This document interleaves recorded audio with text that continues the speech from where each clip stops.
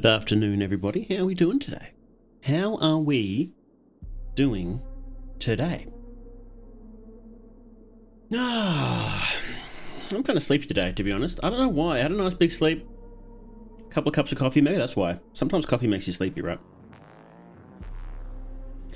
Yeah. But yes, how are we doing? Pointless Ink and Kosh, good to see you guys.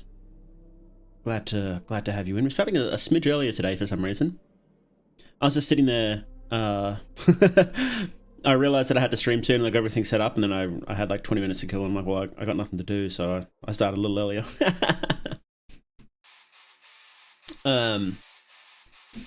Today I was working on the script for the next video, and it's coming along. It's gonna be slow going, is the thing.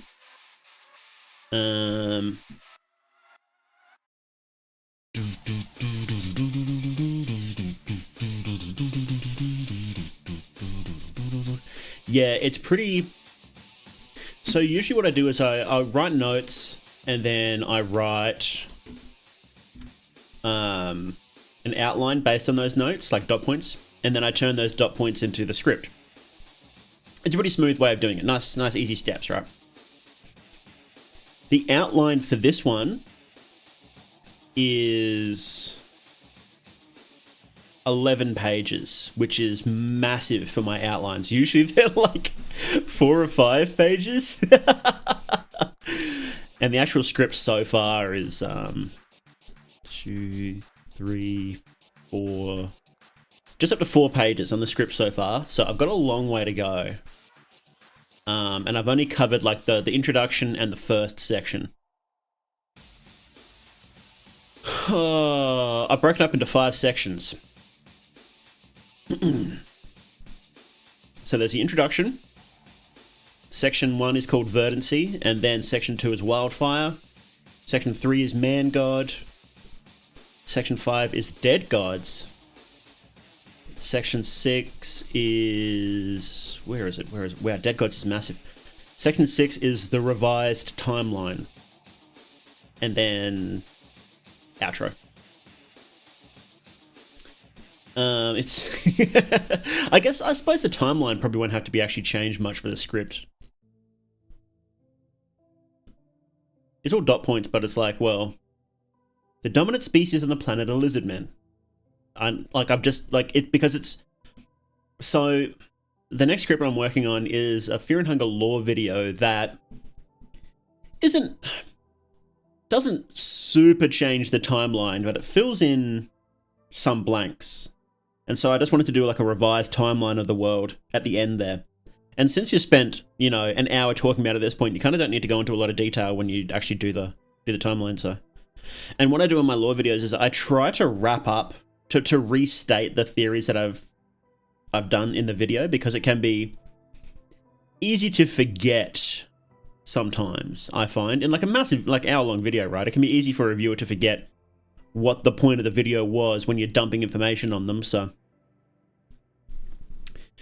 oh, hello, who's here? Hello, Zealotrate, good to see you again. Hello, our Russian friend. Yes, the schedule has changed a bit. I'm streaming in the afternoons for me now. And unfortunately, it means some people won't be able to watch it, but I just wasn't really able to keep streaming, because the only ways I could stream in the mornings was on my Sunday, basically. And that's what I'm trying to, I need to do stuff with family and whatnot, and it wasn't really working out. And I wanted to start streaming multiple times a week again, and the only way I could do that is if I move it to my afternoon. So, because I have various things that I need to do in the mornings that I can't move around. So,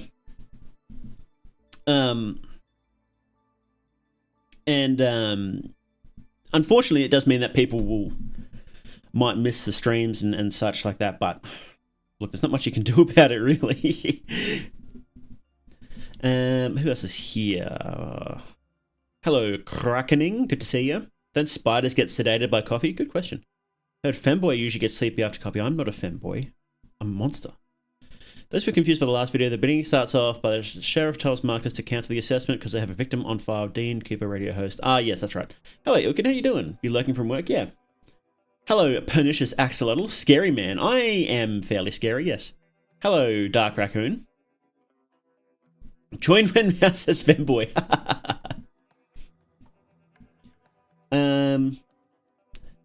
Yeah, so the next video is just about...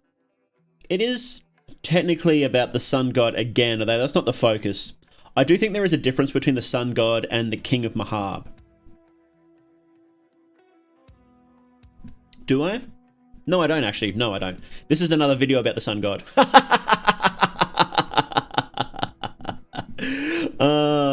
I think my biggest video... Hang on, let me check. I think my biggest video, other than...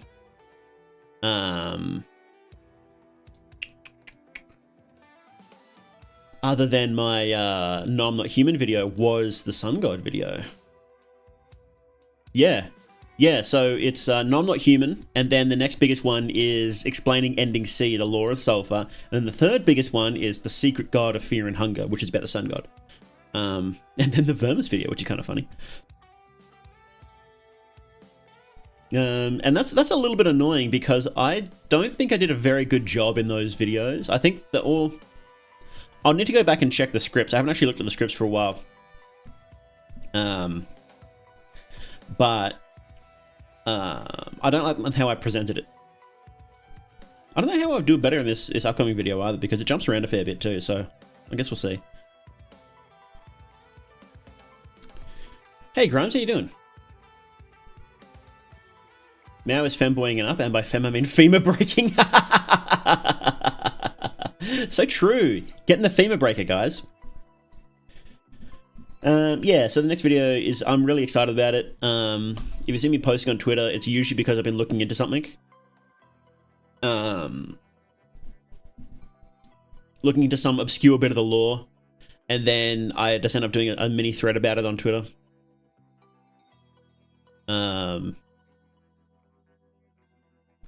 Like trying to figure out why it appears that the old gods rocked up on Earth about 3,000 years before Allmere. Like, why is that? That's odd.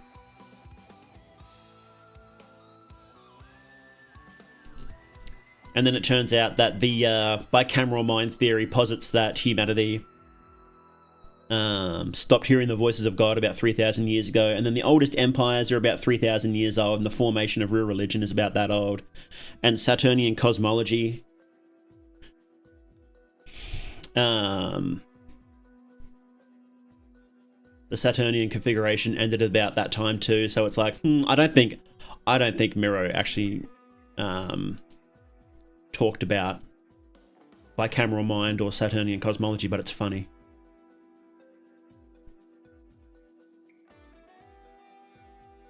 Oh, that person that posted about not having any Christian media deleted their post. That's kind of funny. Why would they do that? Hey, Vapple, yeah, how you doing? But yeah, so next video is coming along really well. I really quite enjoy it. Script is very complicated, and it's very hard to wrap my head around it, so I'm writing it a bit slower than I usually do, to be honest.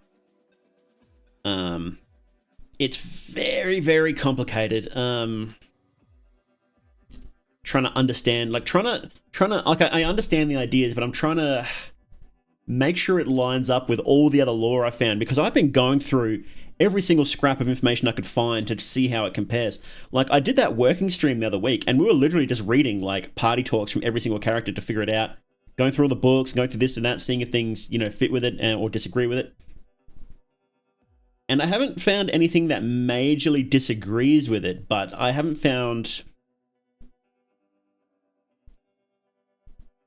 I would say it's probably a little...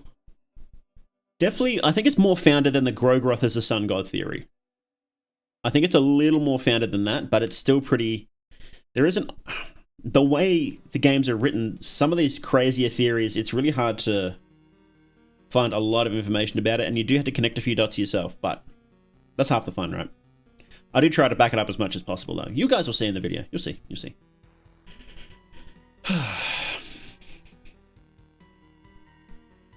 But yes, figuring out which god Olmir used to ascend, why it happened, how he killed that god. It's very interesting questions. Hey, Noisy Gubby, how you doing? Haven't played Fungi in forever, but I figured Miro wanted to leave things open-ended. He did. And he straight up said that he did, but he also said that he left things a little too open-ended. And he will be fixing some of that up in the update, and I'm hoping I can get this video out before then. Because that way, if I'm right, then I can say I told you so. And if I'm wrong, then you guys get to say, haha, you're wrong. No, no. Then if I'm wrong, then I just get to make another video. So what I want to do, actually, is I want to make a video that sort of summarizes all the theories the major theories that I put forth so far. That I, like, from my videos, because there's actually quite a few, and sometimes even I forget the things I've said. Because some of these videos are like 2 or 3 years old now, and I haven't really thought about that. Like the Grogroth is a sun god theory. I don't think I could make that argument right now off the top of my head, because I don't remember the full script. Like, if I just go back and look at the full script, I'd refresh myself pretty quickly, but it's just been so long since I've looked at that specific thing that I don't remember a lot of the points I made, so.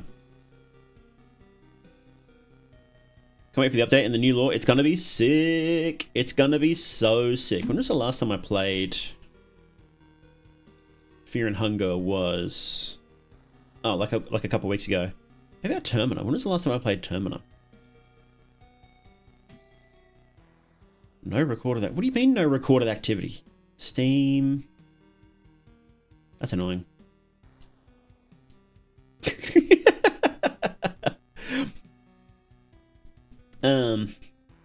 Need to actually play Termina and beat it. It's really... I think it's a bit easier than the first game. The first game's weird. The first game's easier to break than Termina.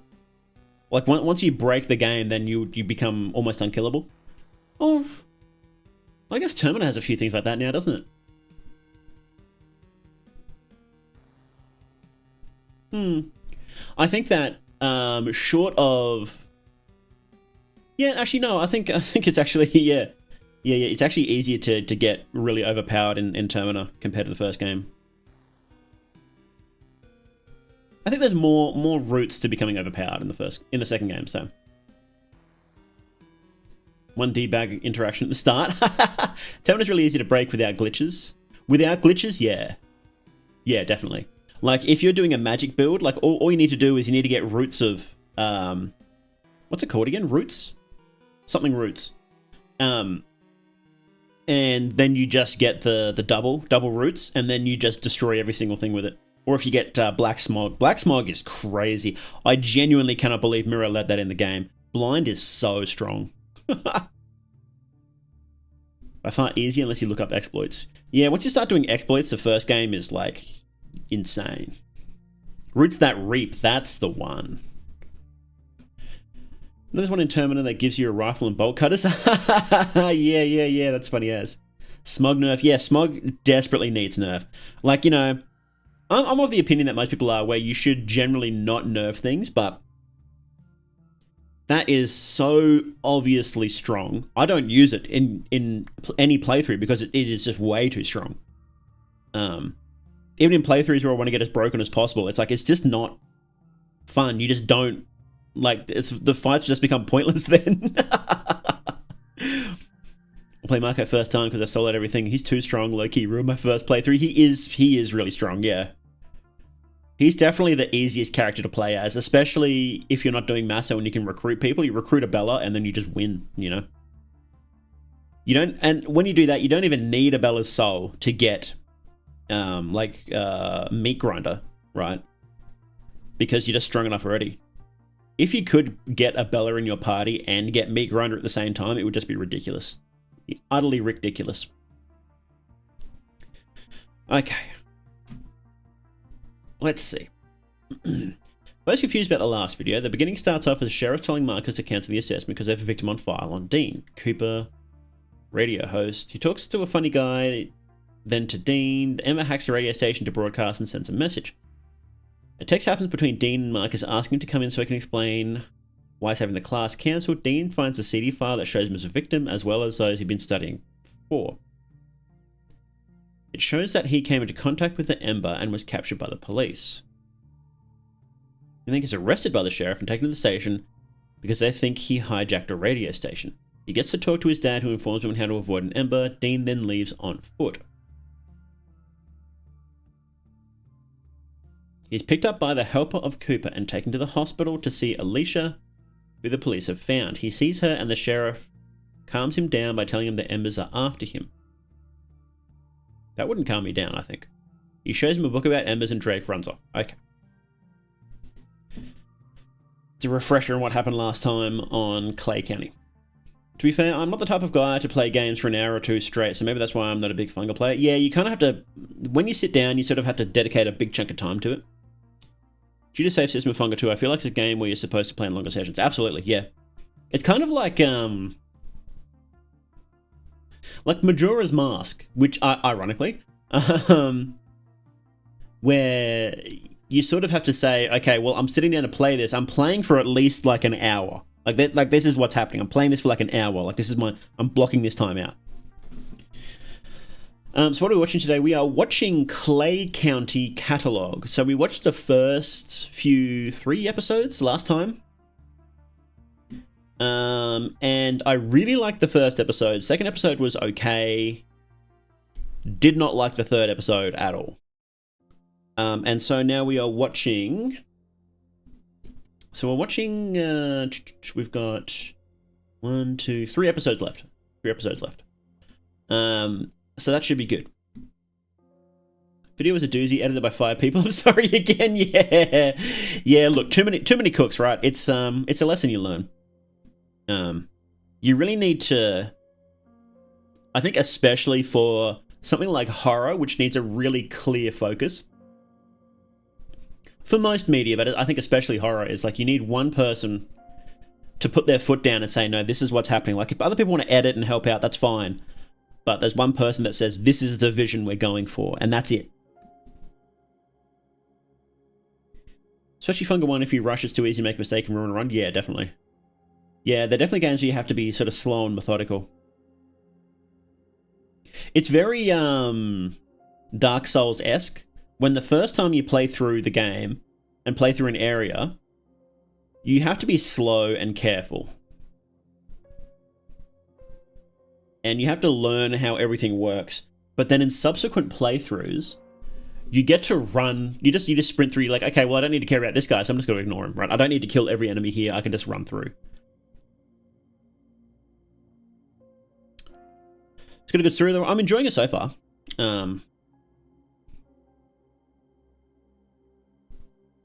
It's hard to judge a story until you know the ending, but yeah, it's okay. It's okay. I'm guessing you wrote the story, Zealot Drake.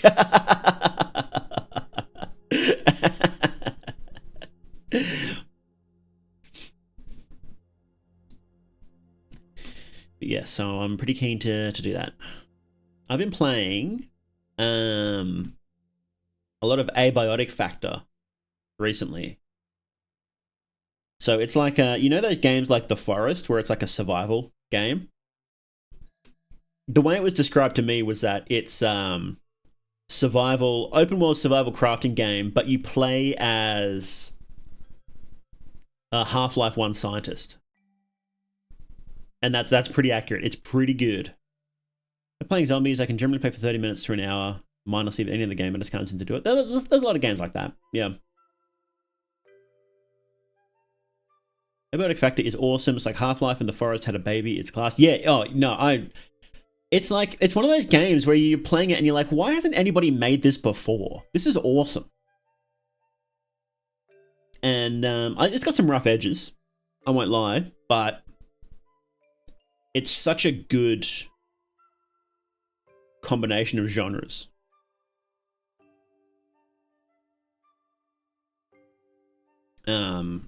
I think I'm pretty late in the game. If anybody knows it, I'm up to the reactors.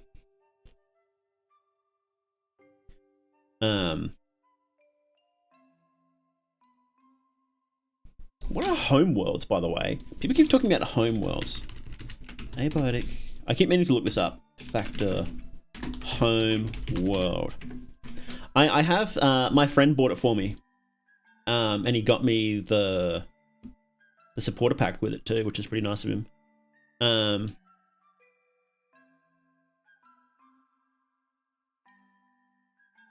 But I don't know what. So I have Tori, but I kind of should move my base because it's kind of cool.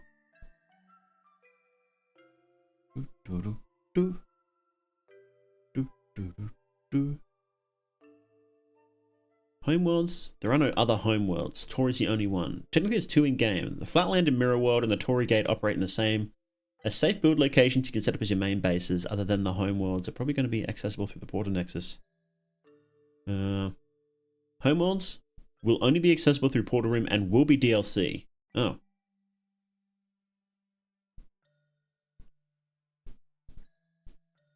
Apparently they said so in May, they're going to add some more. Okay.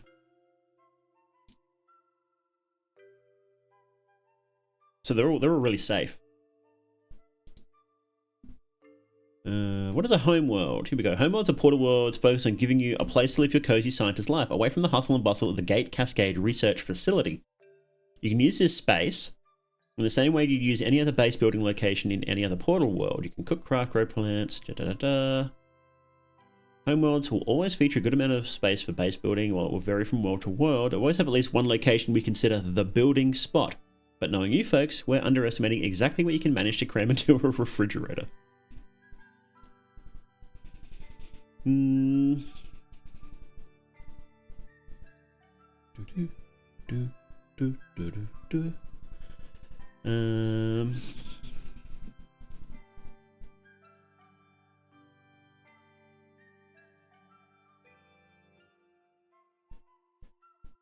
Homeworlds are purely cozy and or cosmetic spaces. Okay. They don't feature new NPCs or lore. They may feature a meaningful lore location or simply exist as part of one, but that's about it. Oh yeah, because Tori is mentioned in the base game a couple of times.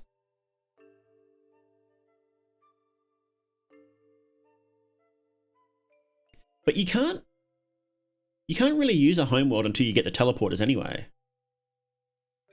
So I think you can access them earlier than you can actually use them.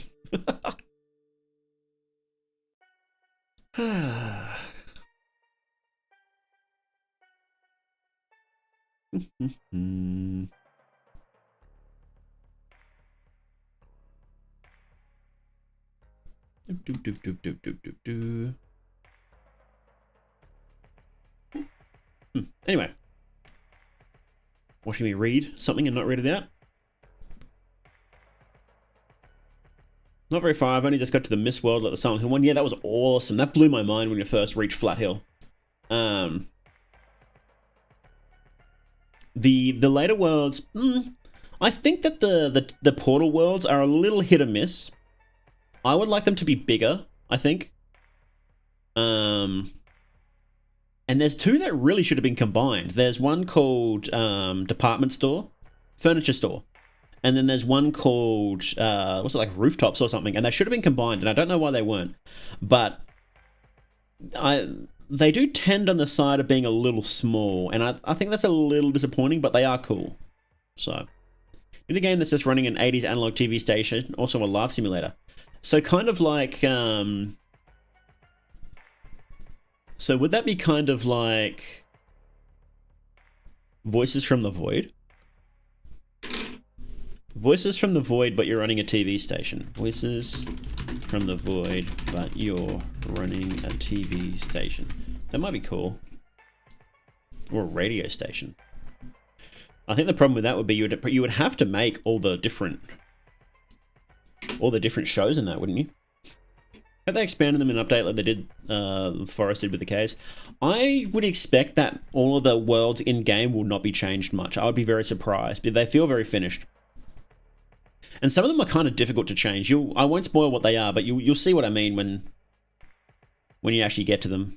Because Flat Hill's the very first one, and there is actually a lot of them.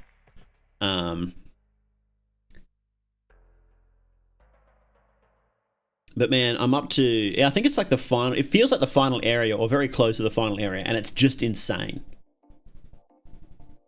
reactors. It's enormous. The game is so huge. Every time I think it's like, oh, it must be getting close to being finished. Nope, here's a new area. Oh, by the way, it's bigger than the last two combined. Have fun. Jeez, it's massive. Massive game. Almost too much content. If I wasn't enjoying it so much, I would say it's too much content. But I'm really enjoying it, so. Yeah, crazy. I'm a bit sad I didn't get onto it sooner. My mates were all into it, and they kept asking me to play, but I had bad internet at the time, so I just didn't bother. But I've got good internet now, and one of them was, and they just finished playing when I got good internet, but one of them was kind enough to get me the game, so. To be honest, in general, something that piqued my interest has been like the broadcast TV style of analog horror, but nothing goes wrong. Really? What do you mean? Do you have any examples of that? Because that does sound interesting. Do you just mean like 80s vibe? Game does seem massive. I've got extremely lost multiple times when playing solo and not searching anything up. That's exactly how I played.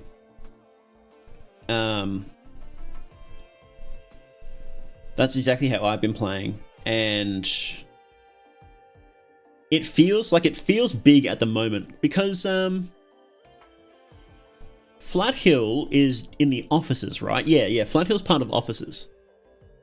And then you go from the offices to Manufacturing West, and Manufacturing West is like twice the size of offices. And then after that is Cascade Labs, and that's like twice the size of Manufacturing West.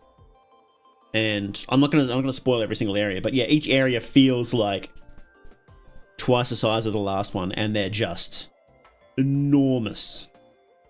But you get so I think it's really good because you feel like you get lost originally, like when you run around in the area, but as you play it, it's like, oh no, this is like you start to learn it, because and they don't give you maps. They do give you maps, but they don't like give you like a compass and tell you exactly where you are on it. And that actually really helps to make sure you learn how to navigate an area. It's pretty cool. Think about making a point and click game based on it. That'd be pretty cool. Do people play point and click games? I do think more projects should become multimedia. Like a game based off of an analog horror series would be sick. I think maybe less 80s vibe and more just the what if factor, I guess. Getting to see more normal / mundane side of these worlds and see how they play out without any weird hijacking or spooky stuff. Yeah, that's interesting. I think the problem with that is that most of these worlds are just reality. And reality is not that interesting. But you'll notice in stories, whenever they set up a set of rules, whenever they make the rules explicit, then the interesting part is when those rules get broken. So I think the classic example is Homestuck, right? Because they're playing that game and they know all the rules, but then you never see... I don't think you ever see any of those games played properly. Maybe once towards the end, I think you see it get played properly. With Lord English. I think Lord English's game, you played it properly. But yeah, like 90% of the comic is them breaking all the rules that they just kept setting up. Love point and click games. Have you played I've Got No Mouth and I'm a Scream? That's not a point and click game. That's a visual novel. Completely different. Guess it would be neat to see what new shows, other media products, etc. exist in those worlds. Oh, so like a it's kind of like an alternate reality, alt history sort of style thing. That'd be interesting. Like, what would the media look like in the world of Mandela County when people actively know that the alternates are running around, right? That'd be interesting.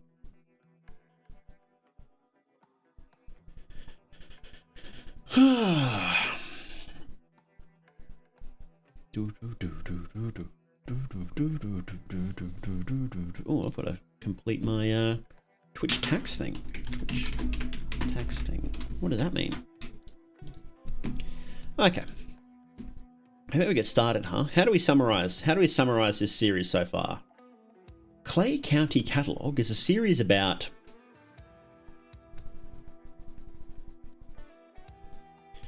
Clay County Catalogue is a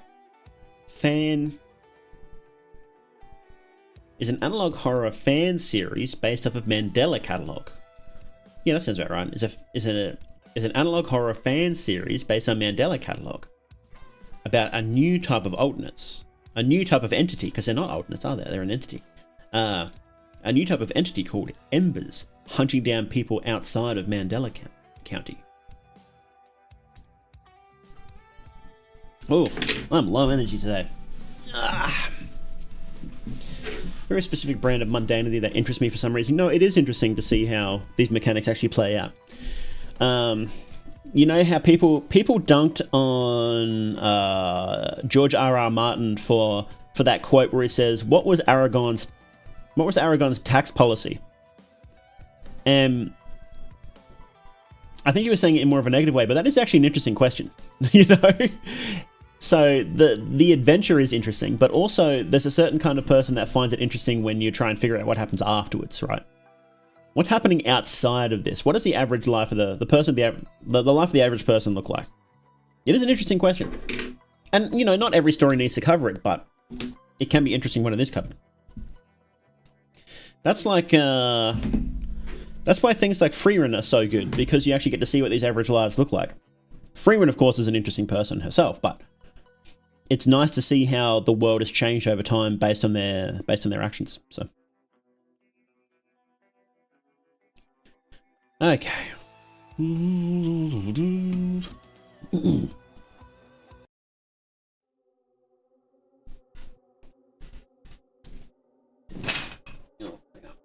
There we go.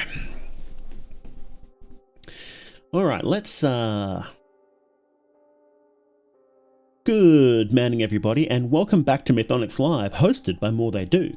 Today we're watching Clay County Catalogue Part 2. Well, this is Part 2 of watching it. There's like 3 more episodes to go. Clay County Catalogue is a fan analog horror based on the world of Mandela County, where another type of entity is hunting down people who escaped the Mandela County. So last week we watched 3 episodes, and one of them was pretty good. One of them was not so good. So we're gonna see how the remaining 3 episodes hold up, and I'm actually kind of excited. So let's watch. No, turn off this music, huh? Clay County Catalogue Act 2, Volume 2, Prestige. Will Dean Arbor report to the first floor receptionist desk? Will Dean Arbor report to the first floor receptionist desk? Dean, I know you're running. Please, we can talk about this.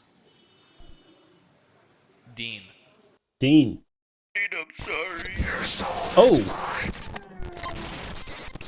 Uh-oh. You belong to us now, John. We're gonna need you back at the station, Sheriff. There's been a bloody mess. What is going on? Dear God, what have you done? The ember is loose. Attention all units. Keep an eye out for Dean Arbor. Description is 5'8", male, dark black hair, brown leather jacket with denim blue jeans. Arrest on site. That kid is gonna get himself killed. Damn, I knew I should have stayed. What is going on? I'm sorry, John. Right there, that's where John Arbor died, and the other prisoner.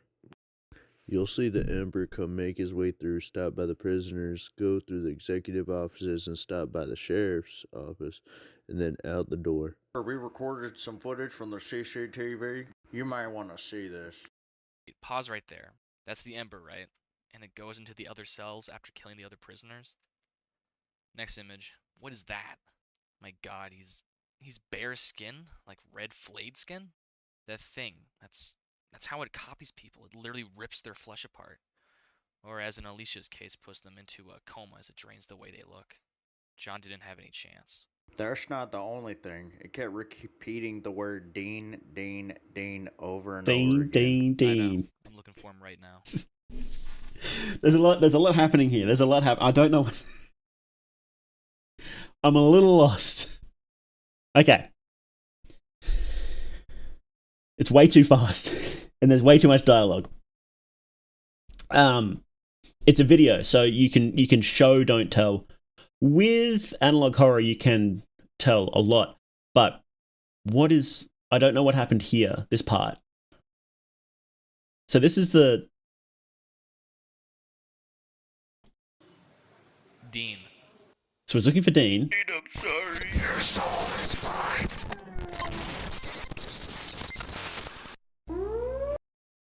Okay, that should have been way longer. This section should have been like... Dean. This part here. You know, make it way longer, because this is cool, and you want your cool segments to last as long as possible, and you need to... In analog horror, you need to let them breathe. So that's an issue in regular horror, is that they don't let scenes breathe enough. In analog horror, you get that for free. You can just sit... So what I would have done is I would have just had this like blank, like not that guy there, and like had the guy saying like, Dean, I'm sorry, and like quiet, and like you hear like maybe footsteps come up or something like that. And then like this jump scare. Your soul is mine. Maybe even no dialogue. And then this is obviously a reference to the uh-oh. What is it? What is it? Uh-oh, wrong move. Uh-oh, bad mistake. Something like that. It doesn't land quite as well, I think. We're gonna need you back at the station. But then it's like, oh, 30 seconds in, so much stuff has happened, and it's like, what is going on? And then there's like this. Sheriff, there's been a bloody... Bad decision mark. That's the one. That's the one. That was great. And less text. So that was less text. Bad decision mark. You belong to us now, John. It doesn't have the impact. Dear God, what have you done? The ember is loose. Attention all units. Keep an eye out for Dean Arbor. Description is 5 foot. Like, we know the ember's loose because because you just killed him. 8, male, dark black hair, brown leather jacket with denim We know Dean is gone because they were looking for him before. blue jeans. Arrest on sight. That kid is gonna get himself killed. Damn. Do we need to hear this? Probably not. I knew I should have stayed here. I'm sorry, John. Right there, that's where John Arbor died, and the other prisoner. You'll see the Ember come make his way through, stop by the prisoners, go through the executive offices, and stop by the sheriff's office, and then out the door. We recorded some footage from the CCTV. You might want to see this. Do you need someone saying, we recorded something from the CCTV, you want to see this? You kind of don't need to see that. Pause right there. That's You don't need any of this, like, most of this voice acting you just don't need. Less is more with analog horror. Like, if you go back and watch a lot of the Mandela Catalogue, they do have, like, in some parts they have a lot of voice acting, but in a lot of parts there's just nothing. There's just no vocals whatsoever. Ember, right? And it goes into the other cells after killing the other prisoners. Next image. What is that? My God, he's bare skin? Like... So this, you shouldn't describe what he is, you should just show it. You know? And that can be tricky when it's hard to get good enough art to do what you want, but it's a visual medium. Unless your writing is really, really, really good and you can have a terrifying description, I would not say this, I would just show it. Honestly, if you can't draw it, I would just put like text on the screen from like a police report or something like that, describing it in like a sort of cold way can be effective. Like how SCP has really cold descriptions of things and it ends up pretty creepy. I want to be rude, but the whiplash between scenes and all is unintentionally funny to me. It is. Red flayed skin? That thing. That's how it copies people. It literally rips their flesh apart. Or as in Alicia's case, puts them into a coma as it drains the way they look. Jury rig visuals using games like Gmod.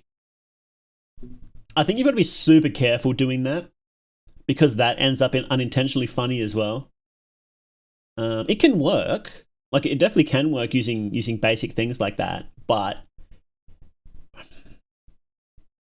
or basic 3D models and whatnot to show what's happening. Yeah.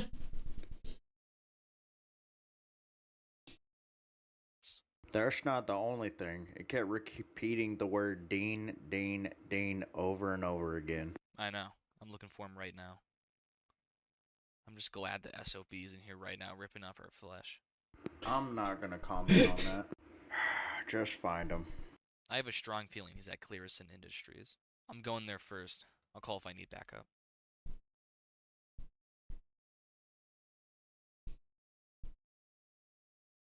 Colton and Dean. Can you hurry? It's freezing. My heater keeps turning on and off. Plus, I heard some weird shit out in the snow, like a voice. Never mind that. Just hurry up. Dude, at least answer me. Come on. I'm here. Still inside. Look, I want to ask that girl if she knows anything. Can you wait a little longer? In general, if you're doing analog horror, you could probably use the VHS style effects and all to obfuscate any errors. You're using something like Gmod. Yeah, you could, yeah. We're watching you. Spooky. The hell is this? Dean, hurry up. If that's you, it's not funny. You sent it, bro. Colton. Shit, I heard it again. Dude, your dad is out here in the snow. What the fuck? What are you talking about? He's in prison. That's not my dad. It's floating. What the fuck is this? Dude, I'm about to bow. Like, this should be a really spooky scene, but there's too much dialogue, and it's sort of... Like, would somebody in this scene probably say that? Like, yeah, I would probably say, what the fuck is that? If I'm messaging someone, I might type like that. But you don't want to be realistic. You want to be scary. There's a difference there. You know? Unless it's supposed to be funny, which you have done funny stuff before, so. Colton, where is he? We want him. The embers of hell yearn for him. No music either. Nonchalant reaction is kind of funny. It kind of is, yeah. It's in my phone. Something. Oh, ah! Come on, back. It's in my phone. Something's in the chat. Every time I lift the phone, it looks at me through the glass. Oh God, what do I do? That's my sister. The fuck out of there. I'll find a way out. Oh no, fuck you, Colton. What? Why? Got me roll down the window. I'm sorry I had to jet. You're on your own. Wanted man. Put an RPB on you. What are you into? Hello? DNA is away. Cotton W. Brian Kingsley. Okay. Did you hear about the Christie murder? Thought it was crazy as hell. Good to report though. No, just cut it from here. Here, how about this? First Dean disappears and now his father is dead, but there's a lot we don't know about the last person he may know. Colton, what do you have for us waiting for your listeners? I don't fucking know. Rude. Used to run in the station. Cooper usually does it, but he skipped town. Ouch! The town's favorite DJ has gone to his lackey. I'm not his lackey. Look, if I was to say something about it, I'd say Dean was very hesitant. I mean, he texted me upset and I left him at the hospital. Why did you leave him like that? Was it because of the APB they put on him? No, I saw his father in the middle of the road, fucking floating, like his feet were missing, but he was taking footsteps. Behind him were wings folded like black shadows. Stop it. Just stop it. There hasn't been anything like that. That Ember sightings are different. I think everyone is just imagining blowing the proportion out of these alternates that is showed across the Ember. Stop the broadcast for a second. This is on broadcast? He's swearing and cussing. He's not a very good radio host. But so this dialogue was really weird. I think everyone has been imagining blowing the proportion out of these alternates that have showed up across the Ember. That doesn't make any sense.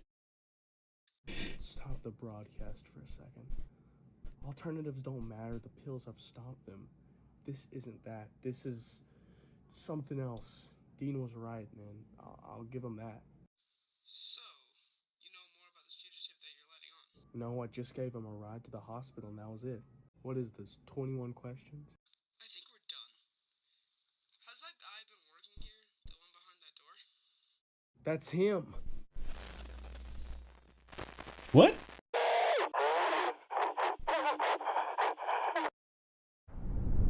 That's a spooky image.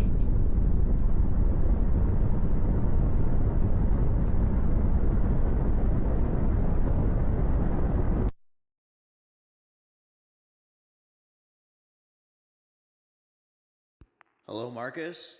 Marcus? Is anybody here? Hello? Marcus, look, I just came to talk to you about some things. Hello?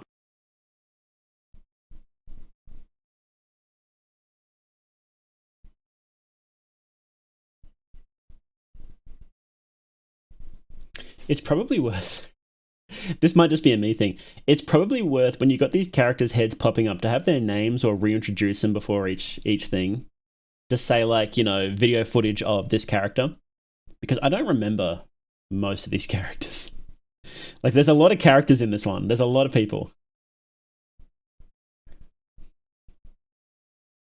Marcus, hey, look, God, I guess he's not here. What's this? This is a file on Alexis.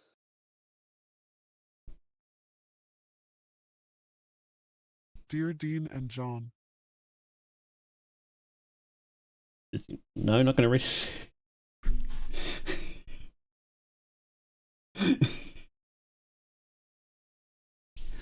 Okay. Dear Dean and John, I'm sorry for how I've acted these past few days. You won't have to worry about me anymore. I found Dad's shotgun. Will keep me away from that thing. You don't know what it is, and I'm glad. It came down with the moon when alternates started dying away. It had to do something, so it came. It had to do something, so when alternates started dying away, it had to do something. Okay. I'm sorry, I can hear it now. It's pretending to be Dad. I think it's time to die now. Dad, this wasn't your fault, and neither was Mom dying. You did everything you could.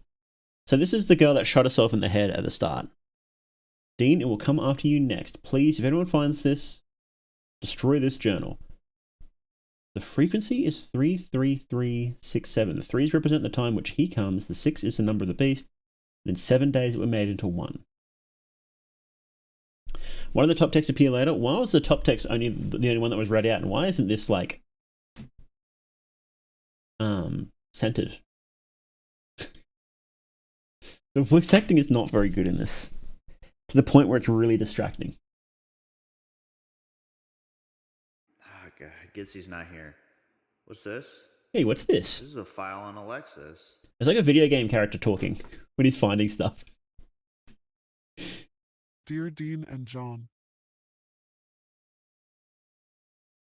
If it's going to say Dear Dean and John, it should probably read out the rest too. Either read it all out or read none of it out, I think.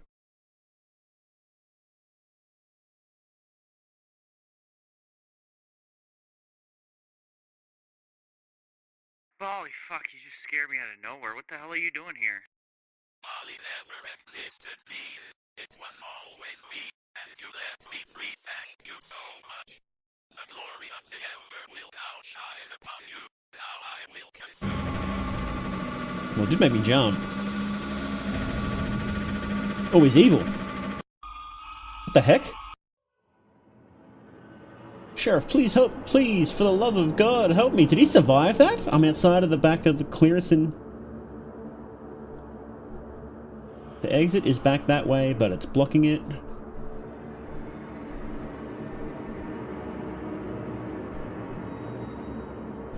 I cannot believe you have the balls to text me, answer the phone right now. Turn yourself in, damn it. Where the hell are you? He just said where he was. Don't go in there. Don't fucking go in there. Bali Mahava, he was one of those things. I managed to get a screenshot of him before locking him in the corridor. That's not a screenshot, that's a picture. That really takes the edge off of any horrible pictures when you just show it like that.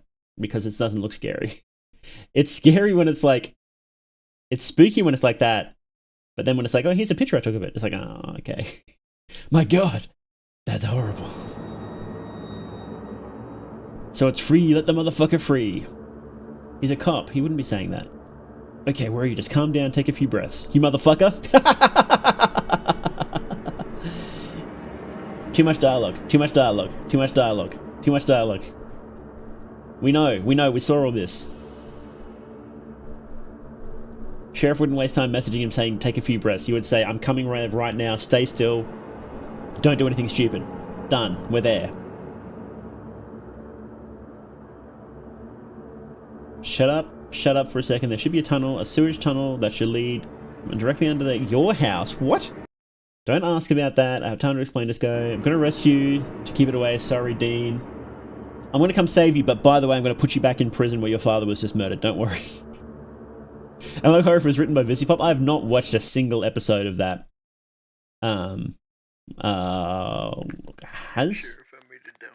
Has been a hotel? Was that it? I haven't watched it because it's like, man, that was so cringe. Behind me. I hope you can hear me. I'm gonna keep going. I'm gonna keep going until I reach my house. Well, where else is he gonna keep going to? He's gonna hide down there with a murder demon after him? Sorry. I can hear you. Fuck, I'm soaked. I just need to keep going. I just need to keep going. I just need to keep going. Sorry, He's making a joke about the obscene amount of unnecessary swearing which he is infamous for. Ah, okay. Okay, I just need to keep going this way. This is the way out. Oh my god, I hope it's the way out. I hope it's the way out. I hope it's the way out. Fuck. Just take a breather.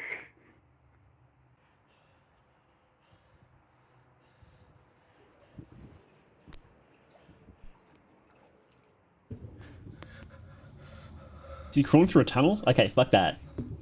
I would not do that. Go to church. You wanna pray with me? We should pray, otherwise the demons will come and get us. I promise you they will come and get us. We should pray. Okay, let's pray. I pray that all the demons will stay away from us. May we be blessed as you leave. And when we come back, may God's favor be upon us today as we enjoy His blessings. May God always guard our steps, and may He open new doors for you on this beautiful day. And may God protect us from all that's evil. Amen.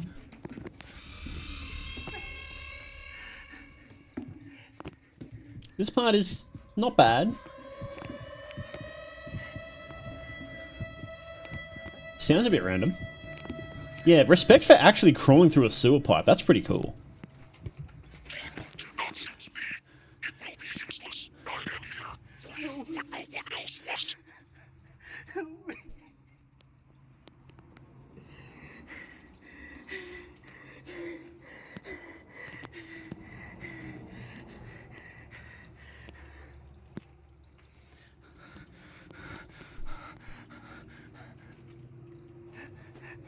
Get me out of here.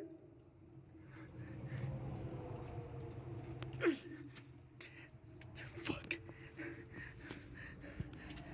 Fuck. Oh, what was that?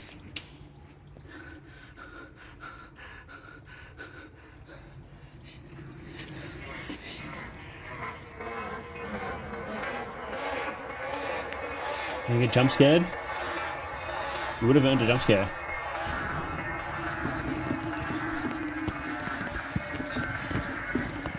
That's kind of cool.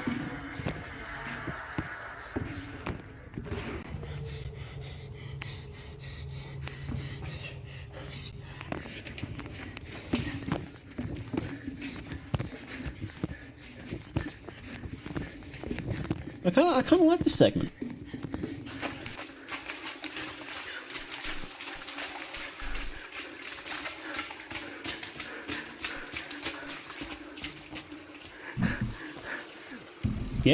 Yeah, cool. Oh, that was pretty cool. Yeah, crawling through that pipe. Not bad. What is this? Why?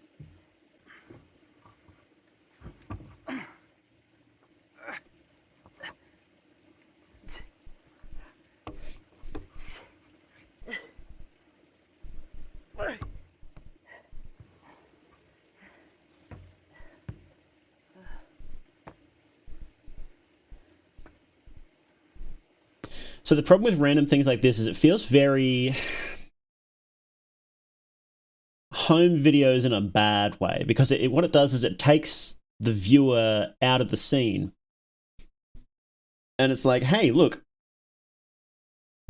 this is the guy that was going through it, not you. This guy's the main character, not you. And it's like, well, if you got this really cool first person scene, don't randomly cut to that. You know, it doesn't like not make sense because like obviously he put the camera there, it was just facing him right, but I think you've got to be really, really, really careful when you actually show someone's face after a first person scene. You've got to be super careful about it. In horror in particular, you've got to be really,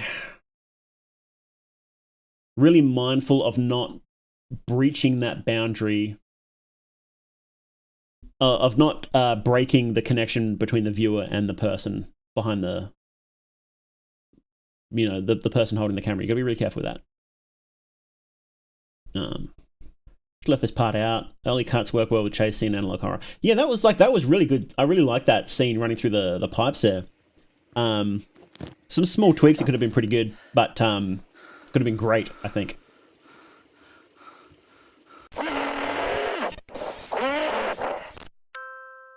Oh, he was sassy. Look at him.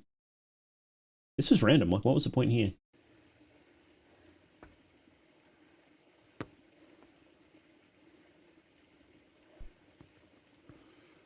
So I guess this scene was set up so to pull off this shot, a very Blair Witch shot, but I don't think it works because it's like...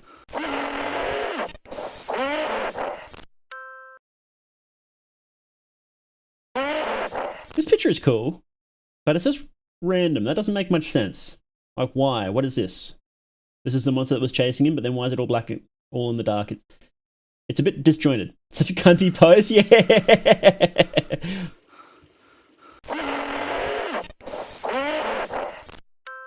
So I think if there was a reason why he couldn't turn around, but he wanted to see what was behind him and he was using the camera for it, I think that could be like a cool setup to end with that shot. But just like that randomly, it didn't make much sense. If we're being very critical, yeah. AI Church, let's go.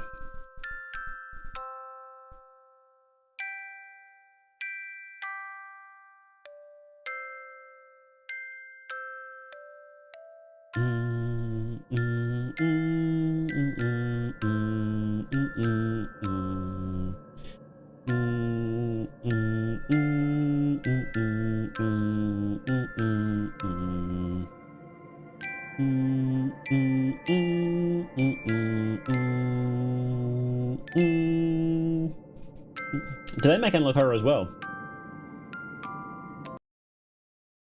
No. Okay. Look at the links below. There's no links.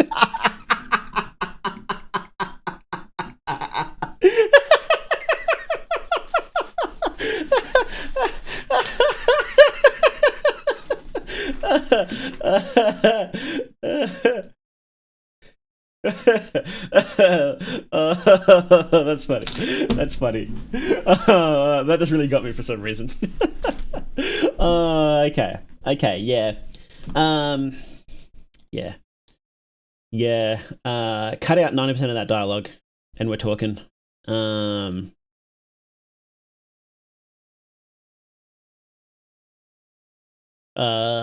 you do have that dialogue left, make it sound like closer to what an actual person would say, but also keep in mind the fact that it's supposed to scare you.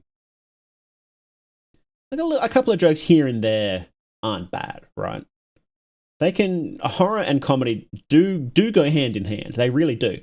But like, this dialogue could have been like 2 messages. And you wouldn't even need like the weird phone... these messages here, you wouldn't even need to do that. You could just have it like... Well, I guess he survived, didn't he? So, I don't know. You don't even need to do that because it's not scary. Would anybody have someone slamming on their window and then you take a picture of it and then just sit there and wait for a message? You would just get the fuck out of there. That wouldn't happen. This was random. And I think completely unnecessary, this thing. Some rando dies we haven't met before. This was odd.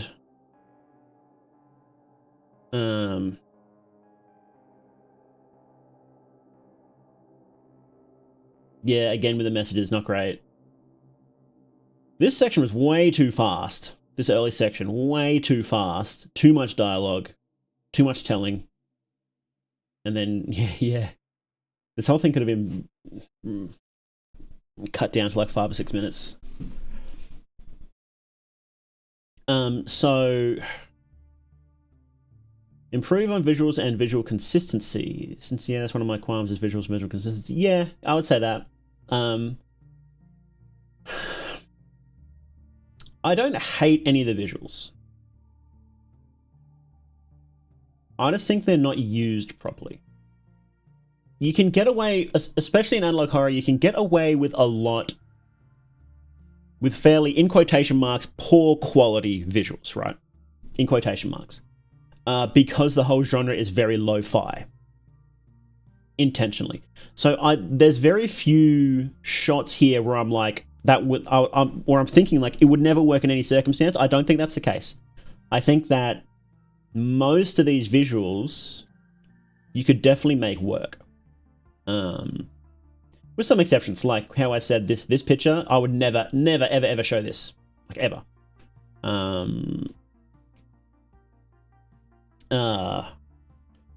Hey, Will Skeleton, how you doing? Hello, Mirror. Probably just shitpost setting. No. So, most of these visuals would work. If the dialogue was better. And the voice acting was better. The voice acting is... Hey, Papa Magpie, how you doing? The voice acting is kind of bad. I didn't like any of the voice acting. It's bad to the point of being detrimental. And that's where you've got to ask yourself, well, if I don't have good enough voice actors,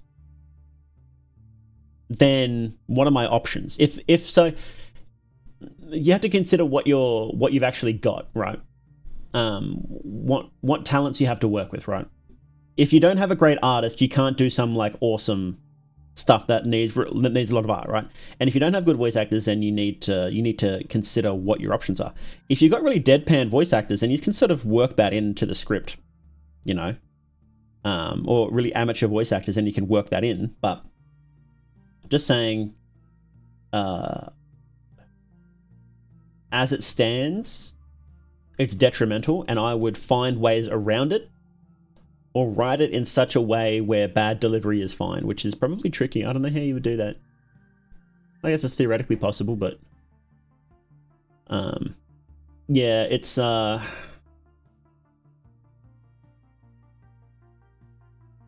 what I would do with your script, right? Just realized Drake has 21k subscribers, but none of his videos break 10k or 1k. Look, that's pretty normal.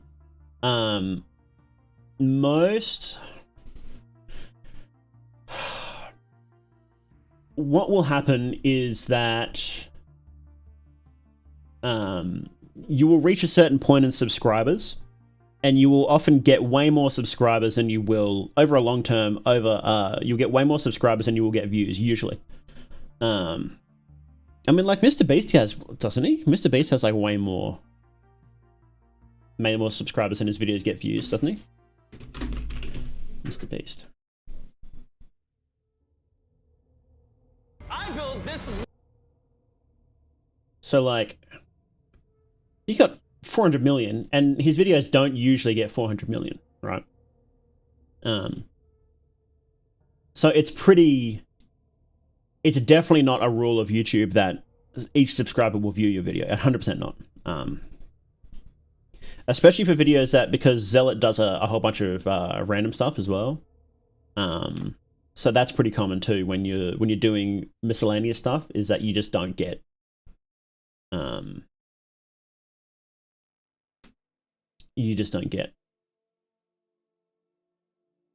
every subscriber watching. So for your FNAF videos that have been deleted permanently, I suspected you had more, because 21k is a lot of subscribers for these views, but so I figured you deleted some videos or privated them or something. That's a cool thumbnail. I like that thumbnail. I want to check that one out after this. Mr. Beast thumbnails really kind of off-putting. They are algorithmically the perfect thumbnails. If you can come up with a better idea for a thumbnail, then you need to join Mr. Beast's team right now. I'm not joking. I am actually not joking. They are algorithmically perfect thumbnails. So.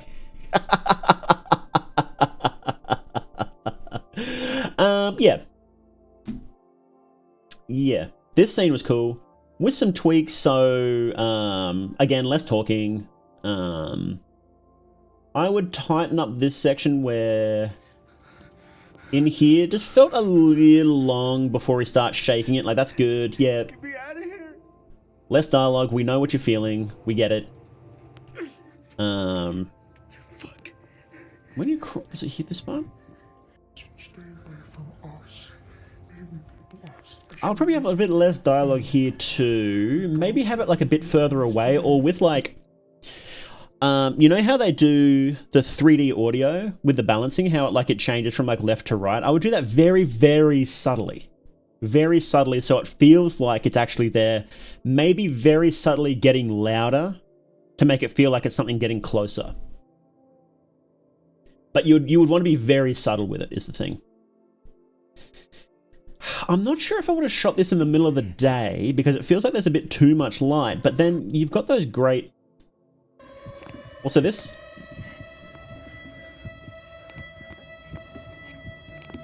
I kind of like it. It doesn't make... Say, analog horror, usually you want to, like, be as realistic as possible, but I did like that siren sound, actually. That was pretty cool. That's evil. It didn't make sense in quotation marks, but it's... I like it. Actually, I like it, yeah.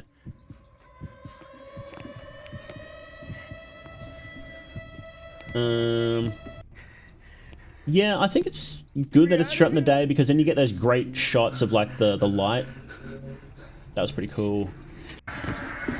This is pretty cool. I like this, especially when it started like turning black and white. That was sick.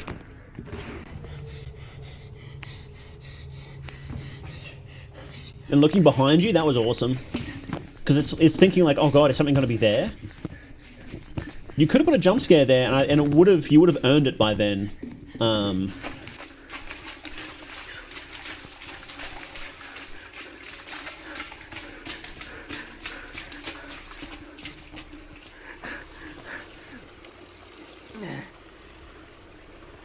Yeah, this didn't work though. A sassy boy. Yeah, rough. Yeah, I'm not a fan of Clay County Catalogue Act 2, I think.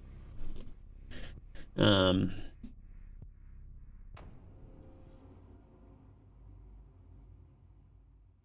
you think it was one of those big break videos, got you a ton of those type of impulsive subscribers? Since in general that's a trend. I know this is someone having 1 or 2 videos, get a ton of views and subscribers, not a lot of permanent viewers. That happens a lot on YouTube, yeah, definitely.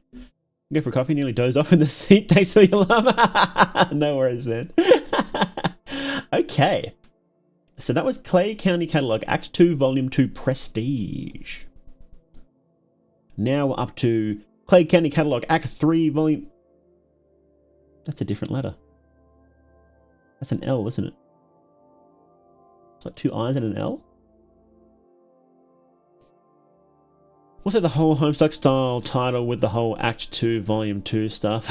I don't mind it. I think that can work. It might be... Yeah. Oh, here we go. Here's the peep. Okay. Alright, let's watch Clay County Catalogue Act 2 Volume 1 Magnum Opus.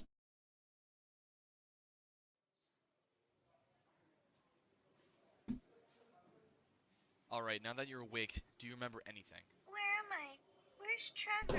He's been dead since April 93. Doctor says you've been in a coma. Do you remember anything before that? I don't know. I saw a horrible face, and it spoke to me in Trevor's voice.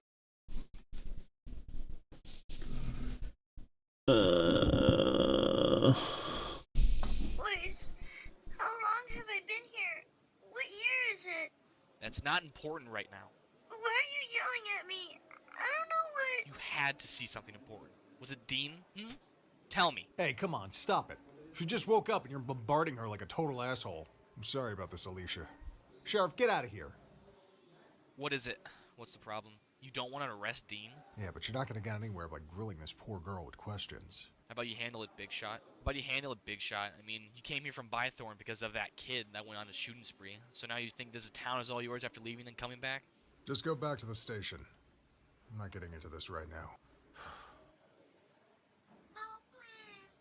No more. I am not like him at all, okay?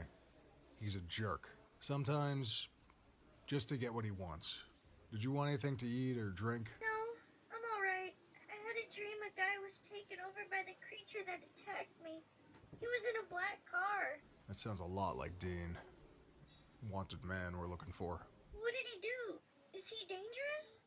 Honestly, and don't tell anyone I told you this, I think he's innocent. I mean, he's just a kid. I mean, I knew his father. He was a good man. Good man before his daughter Alexis killed herself. Can you notify my parents that I'm alright? Your mother and father died in a car wreck. I'm sorry. They left you some money and their house. If there's anything you need, call this number. Hate for you to see this entity situation has gotten a lot worse, with people disappearing and dying. Thank you. Mason Bridges. But you can just call me Mason. Now that it's coming back to me, I remember running in the woods and a voice, like the voice of an angel whispering and then screaming. I couldn't find where this voice was, so I ran. Image of a black mountain that's moving, with children trapped under. I'm sorry, that was really painful. I couldn't watch anymore.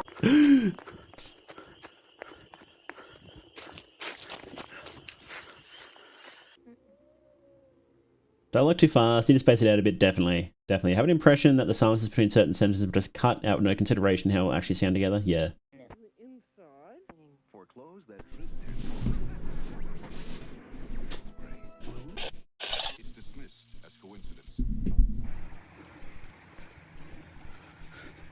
Colton, I'm getting pretty close to the house now. Hello, Colton? Colton, hello? Call toll free. It's impossible.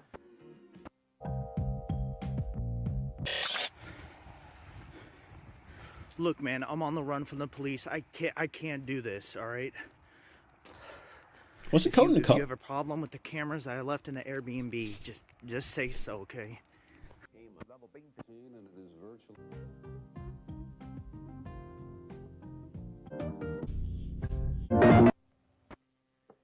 Red Devil lie! Send clogs where they belong! After the honeymoon. Dismissed as chance.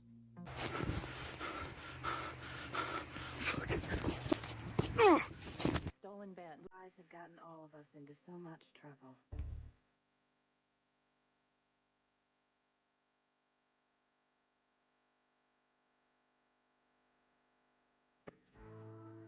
Bold 3 detergent plus fabric softener.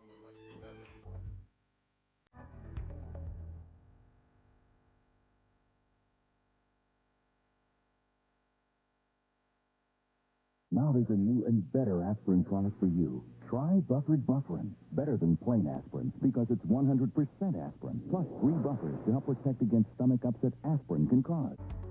3 buffers, wow. Remember, run, hide, fight. Wow.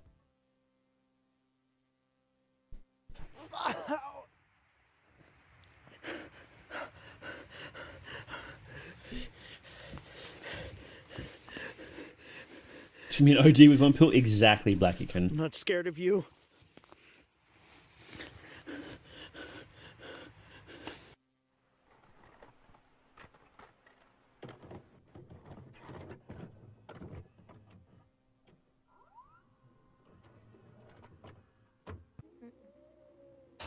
Oh my god.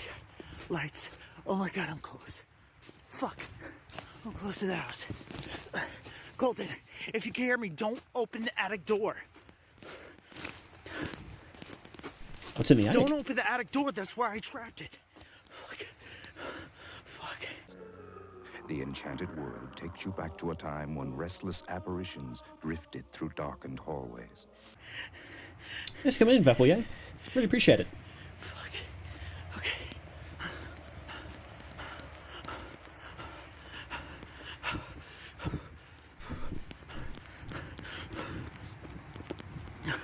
Colton.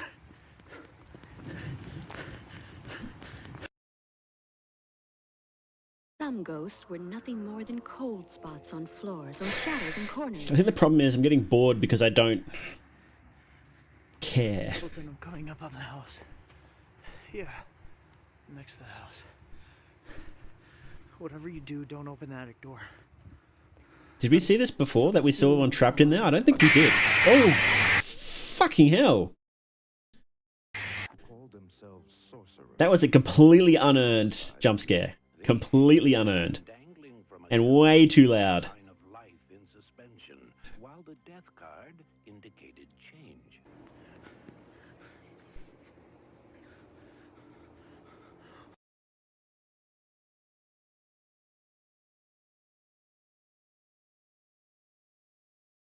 Okay. So we've got cameras in the Airbnb.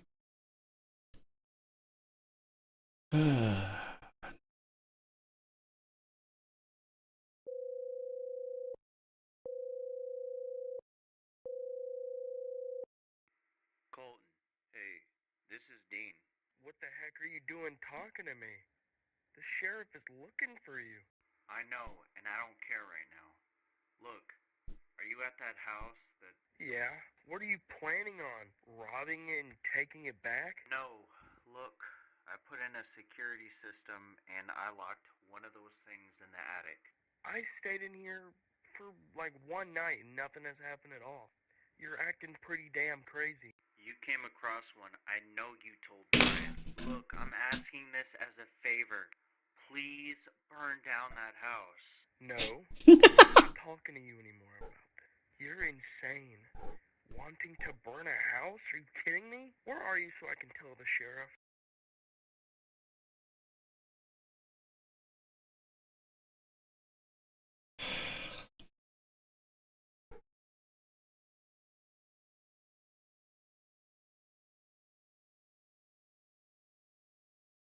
Did he break in? It's a cool shot. I like this shot.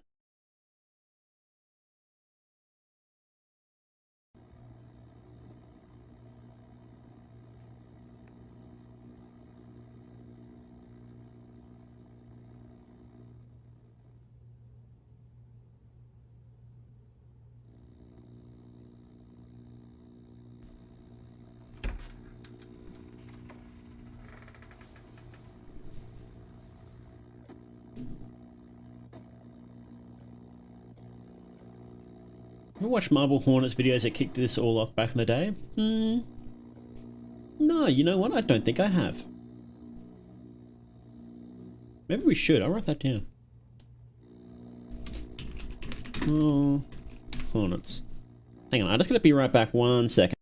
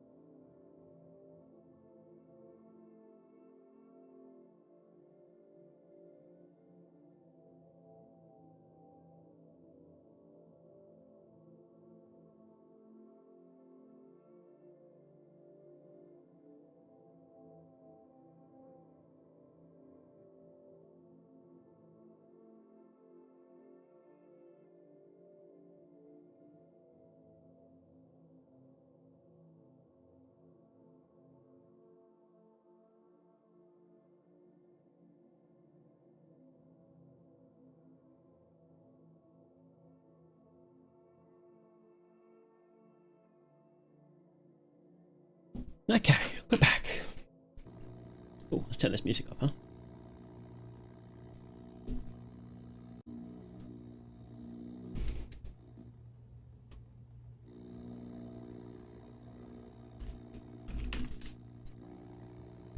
Ooh, spooky. That is kind of spooky. Are we going to get another jump scare?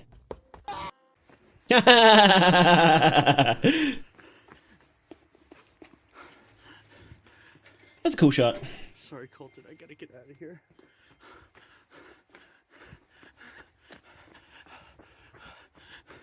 I'm sorry, Colton. I really am. Colton. I can see you now. I'm so close to you. What the hell? I'm sorry, Colton. I really am. I'm sorry.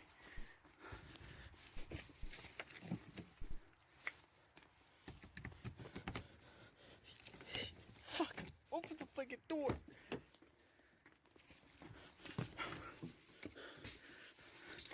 Fuck. I'm sorry, Colton. I'm sorry. I'm fucking sorry. This is Dean, right? That was Colton in the attic? Colton's fucking dead. Sorry, I didn't mean to swear. Where the fuck is the fucking keyhole? So like, you could cut basically every line of dialogue there and we would still get what's happening, right? If you can cut a piece of dialogue and the viewer still knows what's happening, then you should cut it, basically.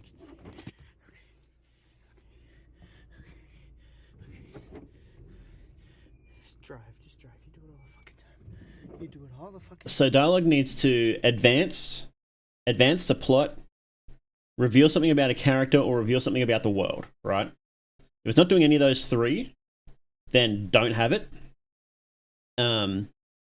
And if you're just describing what's happening and we can tell what's happening, then absolutely do not do it, right? You can drive. I can fucking drive. I can fucking drive. Let's do this. Sorry, Colton, but I'm fucking out of here.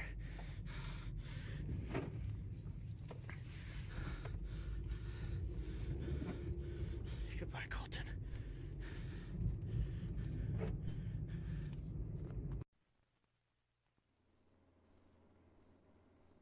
First thing I'll do is I'll case the neighborhood and check out the houses.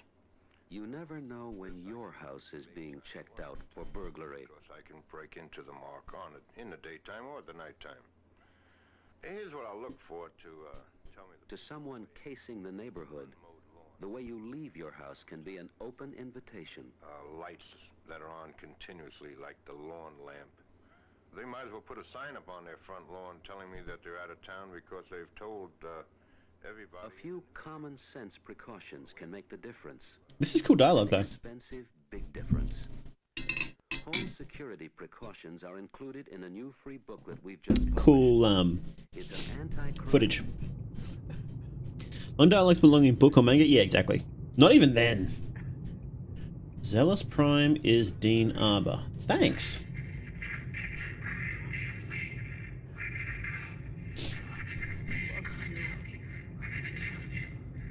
Fucking Ember! Fucking following me! Damn it!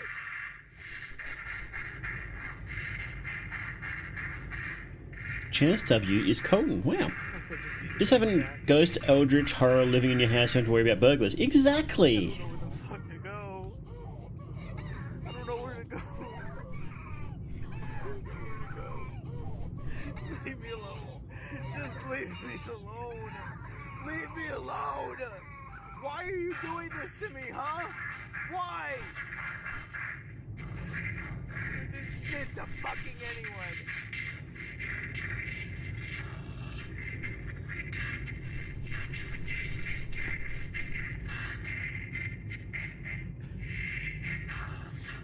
Maybe essays. Hello? Hello, is this the police? Hello, no one is available to take your call. Please leave a message after the tone. Please leave a message after the tone.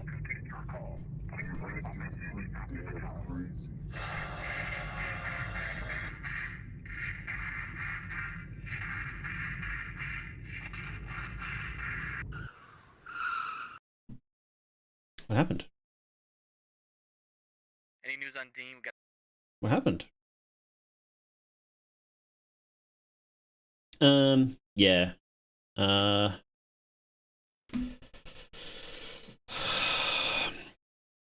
just kind of, I was just kind of bored throughout the whole thing. The only thing that piqued my interest was like this one shot, which was a cool shot. Well, that's really unique. I don't care about this house. I don't care about any of that.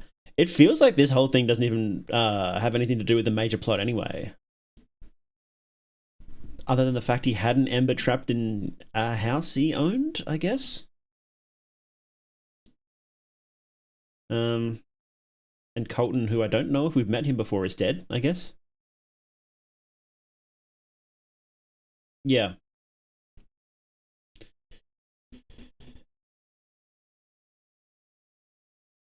I guess we've got this stuff about better aspirin product for you. Try.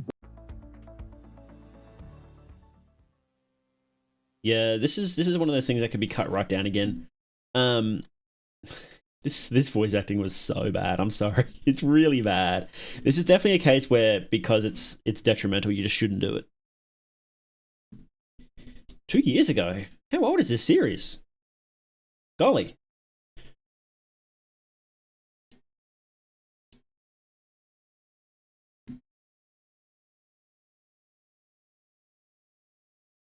Huh. Okay. Let's watch the next episode. Last episode, the final episode. Clay County Catalogue, Act 3, Prophecy.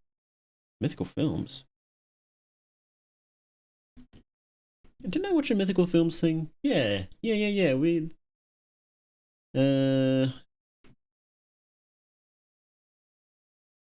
didn't they do the contest we watched?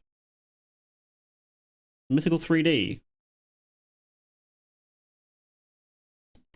We watched Stone Cold. We watched Stone Cold was theirs. What was that one about again? I don't actually remember. Anyway, let's watch Clay County Catalogue, Act 3, Prophecy. Let's go. Any news on Dean? We gotta keep an eye on him. No, there's nothing new. Look, stop breathing down my back about this. I got it, okay? It's an APB. Excuse me? I'm trying to keep this county safe, and so should you. Do you know what I've done for this county? Oh, big deal. So what? You got rid of the Ember in 1995.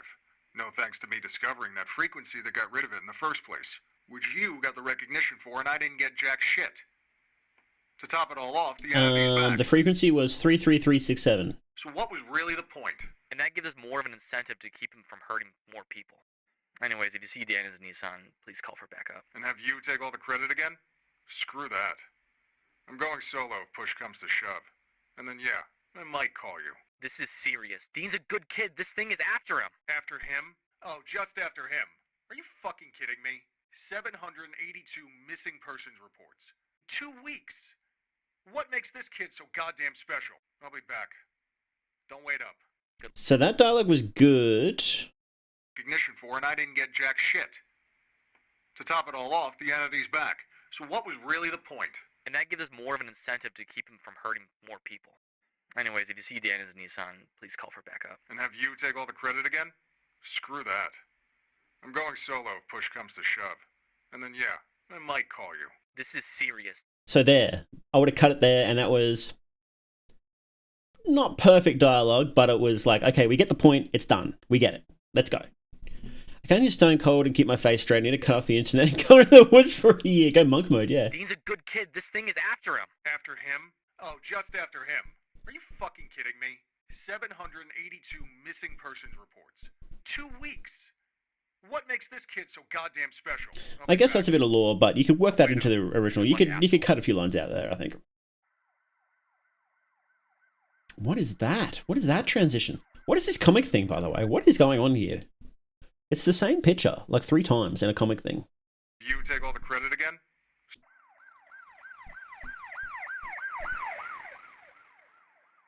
Stone Cold Monk Pill Pine Cell.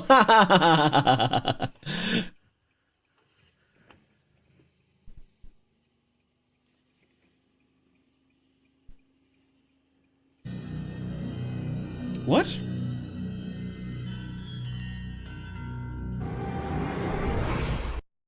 Whoa. Dean, get out of the car right now. Let me see your hands. I said out!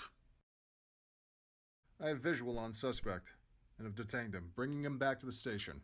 Wait, I'll be there shortly. Oh, what's the big idea, Chief? Come on, I got him. Let's just move on from this. Hold the hell on, I need to see something. That's not Dean. That isn't him. It just can't be. You're crazy. I'm bringing him to the station. End of story.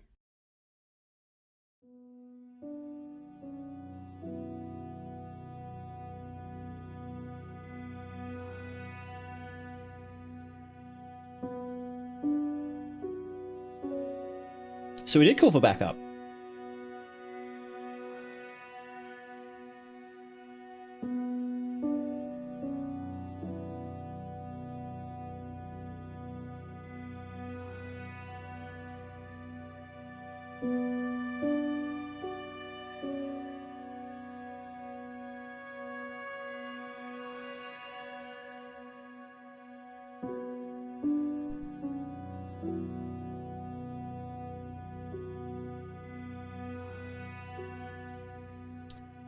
I don't think that the stock footage really works for this.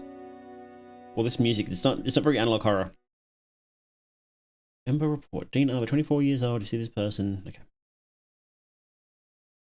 Back at Clay County Station.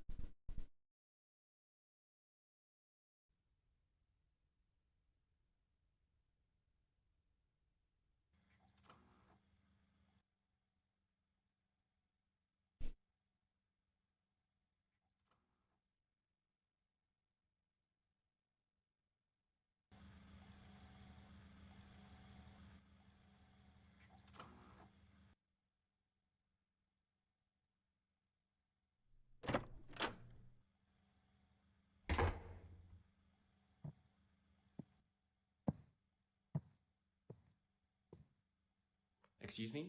Dean Arbor's your name, am I correct? Is the name given to his body. His body? You mean yours? No, I don't come from this abomination of a planet. Patient seems to think of himself as a holy being. Yes, document it, please, for all of Clay County. Doctor, when will these meetings begin to cease?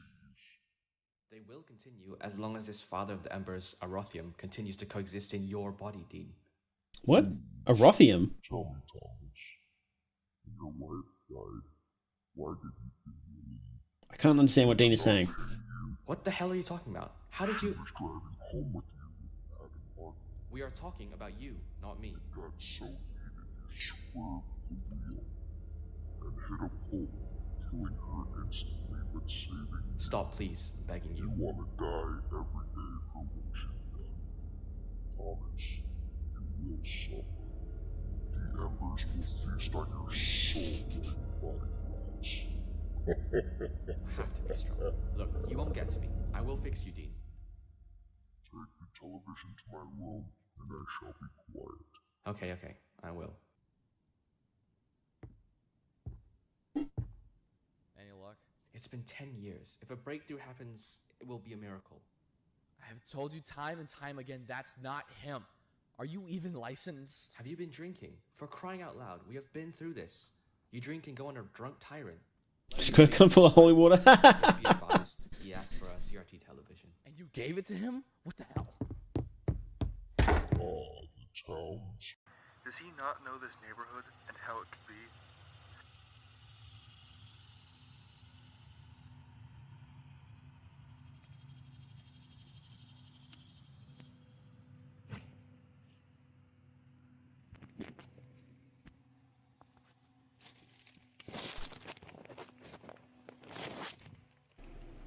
Seems like everything seems fine. What the hell? That's so loud. Audio balancing in this one's not very good. Alright, so let's check this out.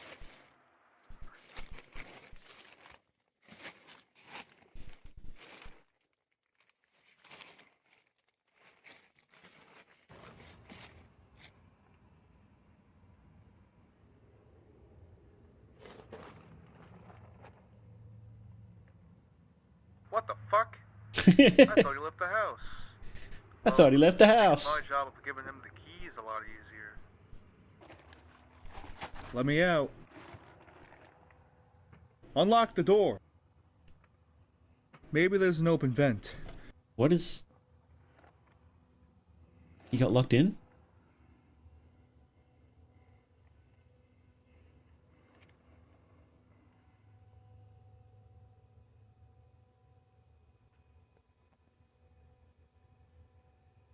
What happened to that cool mask from the first episode? I miss that. Get away from me! Get away from me!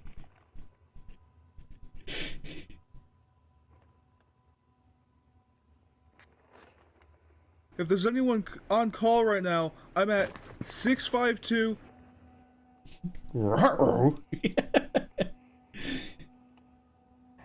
Oh, he's a cop. Oh. Oh, he's dead. There's like... Is that blood pouring out of his mouth? They got him. Is that the cop with a baseball cap on?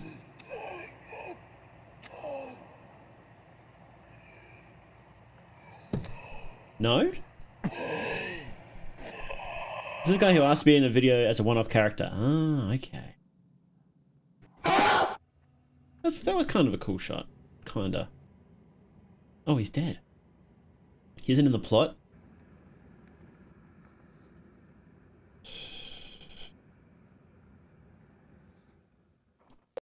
Okay.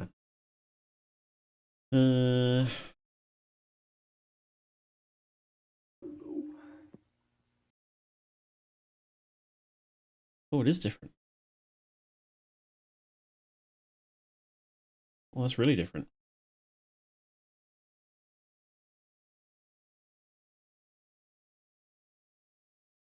Right now. Let me see your hands. I said out! No, I have visual on suspect. Not watching that. Detained him, bringing him back to the station. We have a new finale. Wait, I'll be there shortly. I want to see the What's finale. the big idea, Chief? Come on. Here we go. No, we just saw that. City. That thing is loose, and there's tons of suicides happening. I mean, this will be the second week since it started. We've got to do something. So what's the plan? Is there even anything? How about you stop with the drinking, you shave your caveman beard, and take a patrol. Do something. Help. This guy's a good voice actor. Do your fucking job. We need to just leave the town while we still have our lives. He's not very naturalistic, but he's a good voice. Yeah, you just want to run away? You should be ashamed. Fuck off. I'm gonna talk to Dean one last time. Sure. Let me do all the work and evacuate everyone. Yeah, that sounds great. Yep. Dean?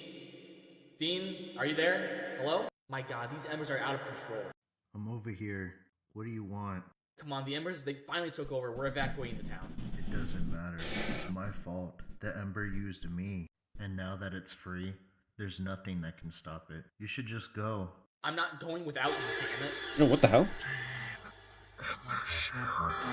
You son of a bitch. You can't take any of us? Dean, the doors are unlocked. Run, right now.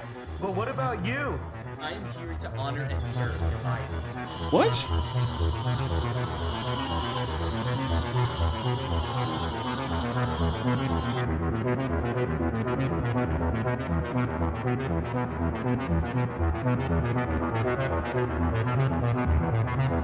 Help me! Is anybody out there? Help me! Help me! Help! Open the damn door! Open it! Open the door for fuck's sake! It's me! It's Dean! The officer was unconscious, so I had gotten out. How do cops fight ghost demon spooks again? They have a certain signal that can, like... And it found me, so I ran. Kill them?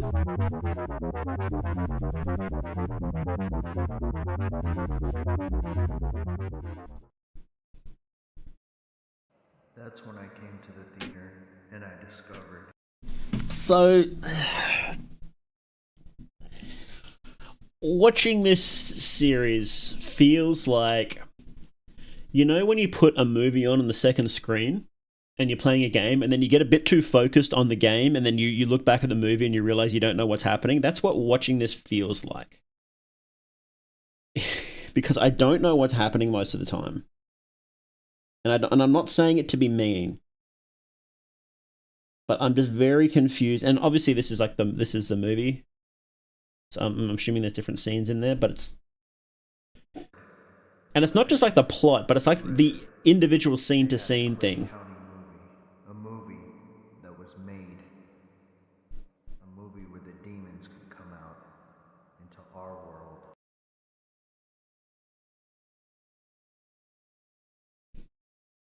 I'm here to face you, Embers. Come out, or I'm coming Hey, in. Bobbin.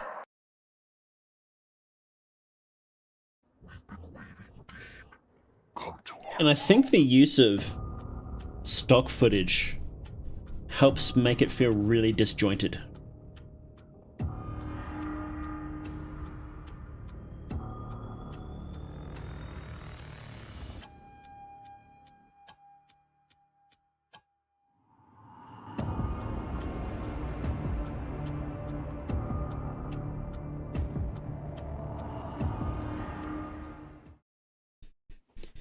I think you could theoretically use stock footage really well in an analog horror, but I can't think of any that have done it off the top of my head.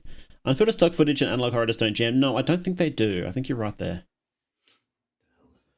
Like, if you're going to use it, you need to filter the shit out of it and make it visually match the rest of it. Oh, he's got a moustache. Is that Dean? Why is he red now?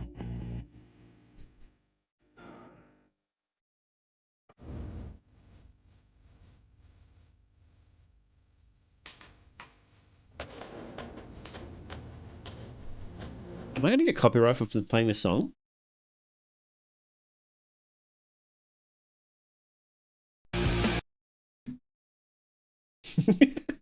Oh, he's got a gun. What's he doing? I can't tell. Oh, it's the David Lynch room. Is that actually him? Or is this copyright? Is this, not copyright, is this, why are there zombies now? Why is this a different guy? Where'd he get the crowbar? What is going on?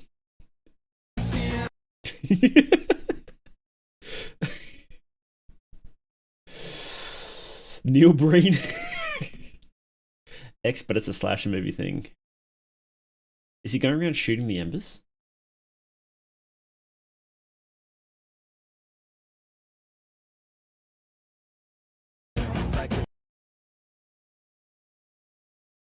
That will get me out of this godforsaken place. The officer's in the back, and I'm just here sitting in the rain, but I think I'm gonna leave. I'm gonna leave Clay County. Everything's destroyed, everything is gone. The officer just said to leave and never look back, and that's what I'm gonna do. I'm gonna leave everything behind. I just want to say, I'm sorry, Alexis. I'm sorry, Sheriff. I'm sorry to all those who were lost to the embers. Hopefully, humanity will find a way out. I like this music though. This would be a really ballsy way to end any analog horror series. Just like straight up scene like this with a voiceover.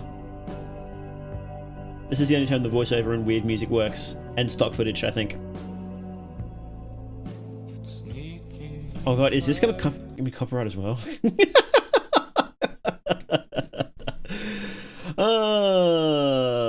Also, this was an analog horror series. Look, I think you're pushing the definition of analog horror here. Okay. Overall,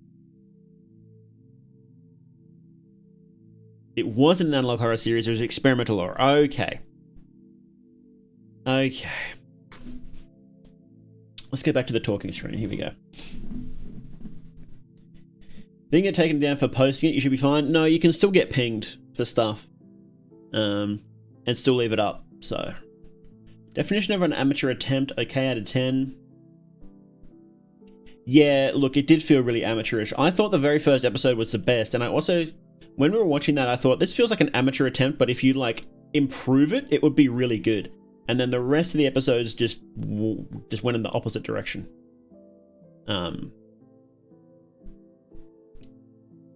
And and they just got more amateurish. Hey, Crackening. Yeah, that's just how YouTube works. That's what happened with my other meta horror video, was that it got copyright claimed, which is different from a strike. And what they can do is they can take the video down, or they can leave it up but just get the money from it. So there's actually a good chance that if that music was copyrighted, then I'll have to like mute or cut out sections of this VOD. That's fine. That happens a lot. But yeah, it is something that I have to be mindful of as someone streaming. So, on certain songs, that will just take the live stream down live.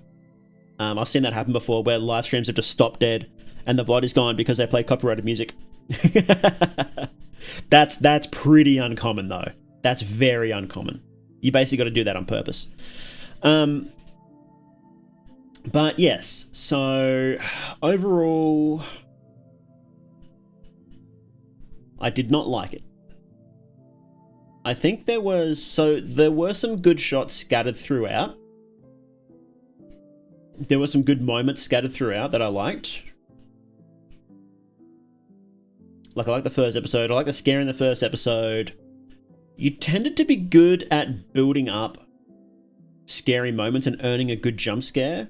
Like when crawling through the pipes and again in the first episode.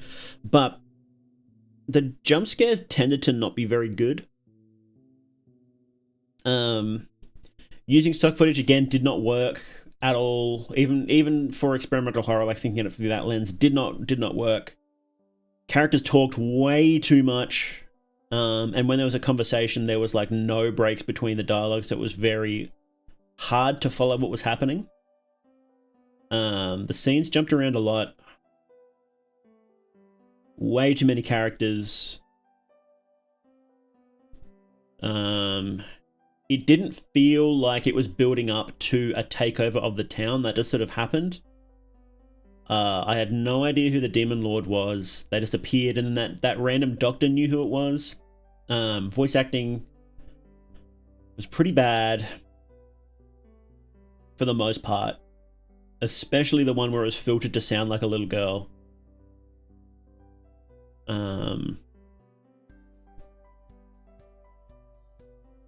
Yeah, I think that's it.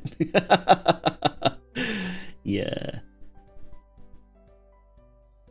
Thought in my mind that analog horror content filled a vacuum in Zoomer experience that was previously occupied by tuning into a random shitty horror movie on telly. Yeah, actually, yeah. That fits it. Series went full circle. Did it? I guess it did, yeah. How it started because they left Mandela and now they have to leave Clay County. Makes sense. So what I would do with the scripts, so the scripts had way too many words. People were talking way too much, like 2 or 3 times as much as they should be talking. I would take the scripts that you had, use them as a draft, and condense every single conversation down as much as humanly possible. You want them to say as fewer words as possible. Which is the opposite of streaming, when you want to say as many words as possible. It's one of my pet peeves in horror, where dialogue is unnecessary and takes up 90% of the episode. That's what I didn't like about Mandela. Yeah. Mandela got pretty bad. There were moments in Mandela where it's like you could cut half this episode and it would not matter. So you have to ask yourself, what is the point of this episode, right?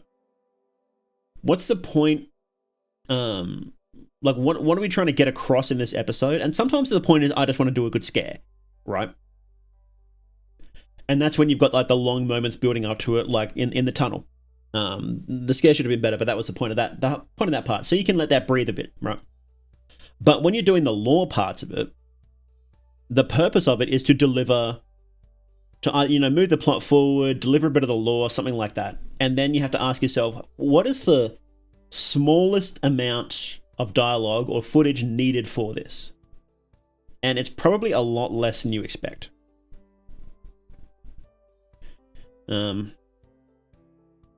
Yeah, it's something you have to really get a feel for, and it's not easy, but less is almost usually more in almost every regard. So Horror's best and unspoken. And that's the thing too, right? It's like, you know, does the audience understand this specific scene? And sometimes it's cool that, like, you make something really cool or have some cool scene, and then you watch it back and it doesn't work. You shouldn't leave it in if that's the case. You should absolutely cut it out and get rid of it. So almost every single one of these episodes would be way better if you cut out like fully half of it.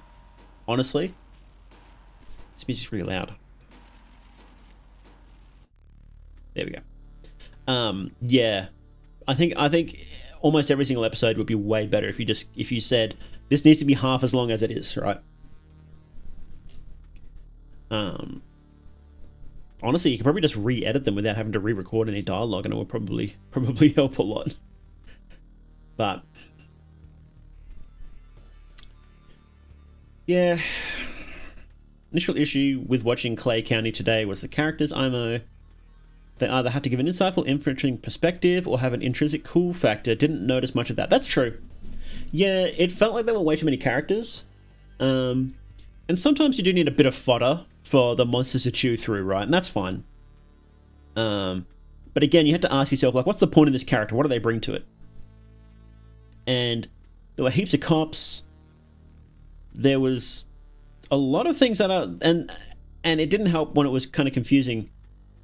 And there's all these people talking, and it's like, oh, here's another character. And it's like, is this someone we know before? Or is this someone new? And honestly, almost every single conversation, I was like, do I know this guy? I spent half of it figuring out if I knew the guy or not.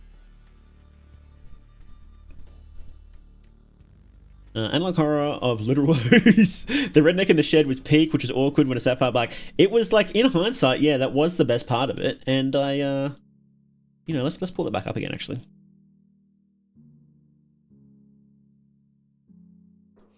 So this is the very first episode, and it's like, there's a thing at the start with like the kid shooting himself, which was a cool intro. And then there was something about Clearison. And okay, like, yeah, okay, regular analog horror. And then there's this whole thing about the redneck. And it was like an earned scare, and it was a good scare. Like, that was cool. I think it could have been tightened up, but... And I would have cut this part here where you actually show him. Like this part. For that same reason I said before, like, you don't want to put a wall in between the viewer and the character, right? So you basically never want to show their face, if you can help it, in a point of view thing, right? So it can definitely be tightened. And this was never addressed. Like, why is there a different camera? I thought this was going to be like a time skip thing. Was that ever addressed? I don't think so.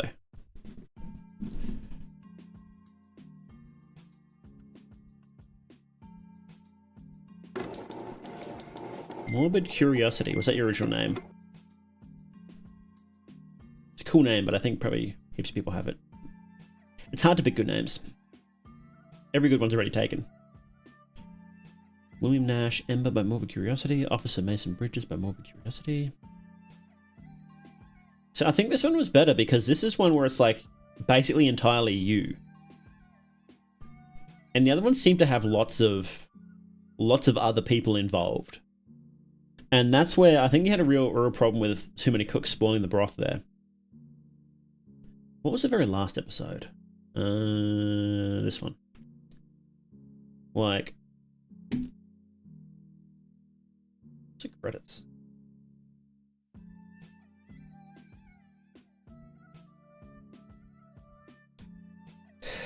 But yeah, needs a lot of work. Similar issues with Mandela, but here is just too much, plus I jumped in late in the series. It was almost from the start, it was too much, like after the first episode, yeah. What do we mean? But I think the maker just didn't think it through that they didn't have digital cameras like that back in the day? Maybe.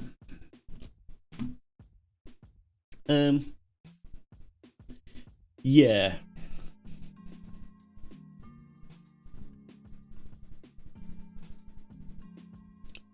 Yeah, it's worth taking what you've got and just condensing it down. Finish the cut, finish the script, say, no, we need half the pages of this. Boom.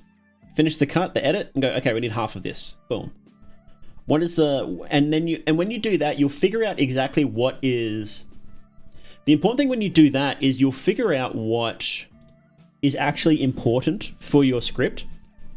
So if you have your script and you say, if I could only make like 1 or 2 scenes, like say it's a 10-minute video, right? If I had to cut this down to 1 minute, what would remain? And then that will really help you, even if you don't end up doing that. That will really help you understand what the important parts of your script are.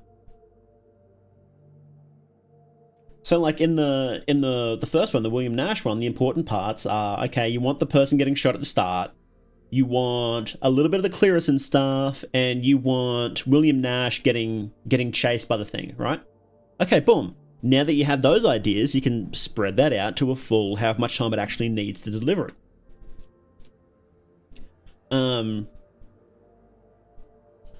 And like in the one where he's running towards the woods towards his Airbnb, which is kind of random.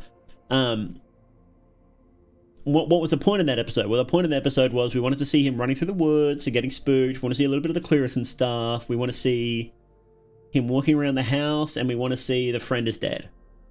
Okay, you could cut out everything that isn't that pretty easily, and you can cut down what is there. Not even really an analog horror, but The Short Boy in the Bath by Mr. Nowhere is amazing. Yeah, Dr. Nowhere stuff is 10 out of 10. Yeah, this is pretty rough. But the thing is, you've got enough good ideas scattered around in this that... So look, here's the thing, right? Even in series that I don't like, there's always enough good ideas in them that it's like, well, you could turn that into something pretty good. And you can make good stuff from Act 1, Volume 1. Obviously, you can. And the key is to take the things that are good and double down on that and remove anything that's bad. If you took all the stuff that worked and then doubled the time and then remove everything that was bad, you have a pretty good series. It's quite literally that simple. Watch Rot from the makers of Angel Hair. I don't know what that is. Do you know what it's from? Rot. I'm looking up things. There's like lots of things from Rot Wheelers here. Rot. Angel Hair.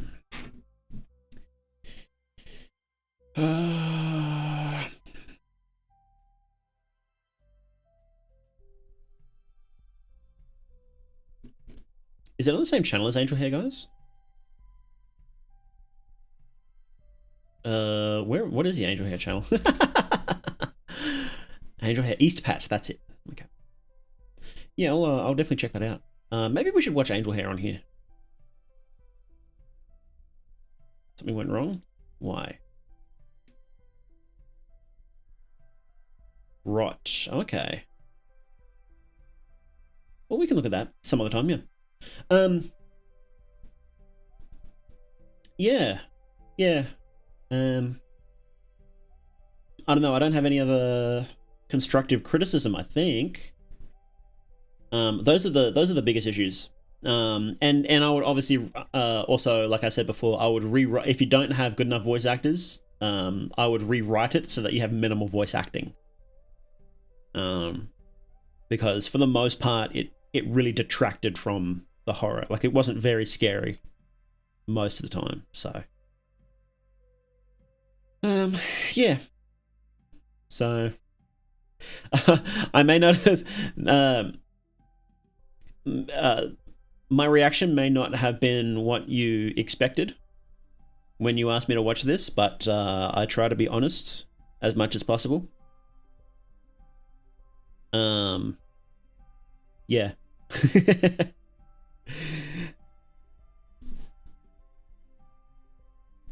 But I hope you guys liked watching it. You know, make people get weird in the head and what? Angel Hair is a bunny girl demon angel analog horror series. Rot is a sci-fi thing about voting and how to deal with criminals. Okay, let's wrap up for the YouTube video. Nope, not that one. Here. All right, you've been watching Clay County Catalogue with More They Do on Mythonics Live, and I hope you enjoyed it. Remember, if you are an analog horror creator and you would like me to watch your series and try to give constructive criticism and drag it, I'm more than happy to. I really enjoy doing it. But yes, thank you all very much for watching. My name is More They Do, and remember, you're never alone in the dark. Okay, that's that. That's a YouTube video done. What's this about? What is rot? What is that? Playlists. Welcome to Rot. There's Whiskered, there's Angel Hair, The Following Call. They have a whole bunch of series, don't they? Wow. Angel Hair, that fucking blew up. Golly. First Call, Will You Rot With Us? New web series Rot, where the characters' features rest in your hands. Oh, okay. So it's like a voting thing. We can check that out, see if it's any good. Maybe we'll watch a little bit of that tomorrow. Vote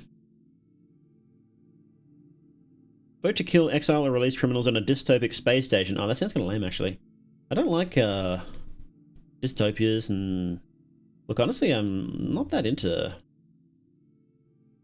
space station stuff. Let's see.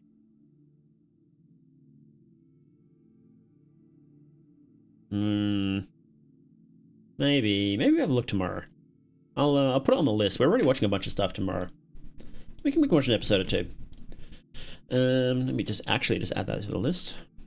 How often do you stream? I'm trying to stream twice a week. So I'm streaming today, obviously, and tomorrow. I have been trying to add in like extra bonus streams, but it's been I've just been really busy. I've actually been really busy. Yeah, and I really so last week, I think it was, we talked about doing some SCP reading streams, and I really want to do that. But I have a visual style that I want to do with it, and I've been trying to track down some certain art assets for it. And I found some ones that were absolutely perfect, but they were uploaded on a defunct store, so I emailed the guy that had them. And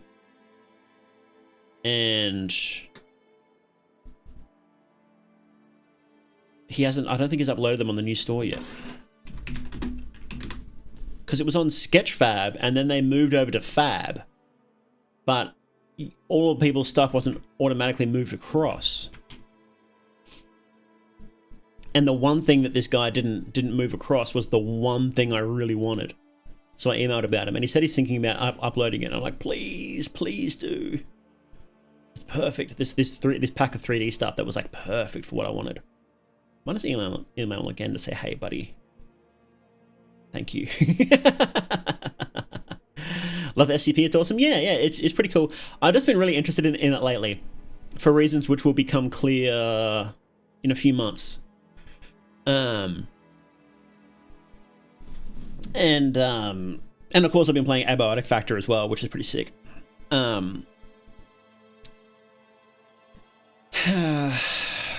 And yeah, I've just been interested because people keep saying that the latest SCPs have changed, they suck. But whenever I've looked into it, it's been like, well, why do they suck? Because there's like power scaling? Well, there was power scaling originally. Because it's too horny? Well, it was pretty horny to begin with anyway. So I want to actually go through and I want to read as many as I can. I honestly want to sit down and just read every single one, right? Maybe do like 10 a week or something like that. And how many weeks would that take? How many are there at the moment? Let's see. Well, some of them you can't actually read, can you? But we'll just say that you had to read all of them. SCP. Where's this like a series? Oh, that's like 9. Okay, yeah, it looks like they're up to the 9,000 series. Some well, there's still a bunch. That's what they're up to, and it looks like there's maybe like a a fifth or a sixth of them aren't actually finished. There's still gaps there.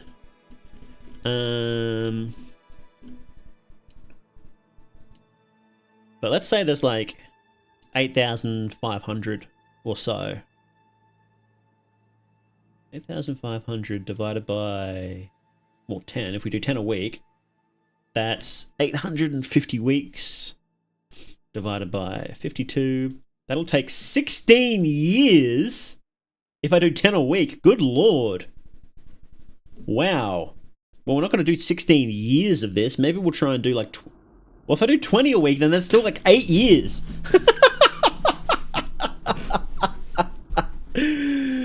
Ooh, okay.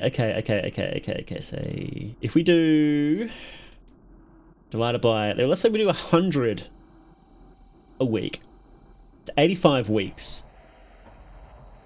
52. So that's just like a year and a half ish. That's a bit better. That's 100. I have to read 100 of these things a week. That's a lot of reading, even if they're short. We'll just start. We'll just do it. Right.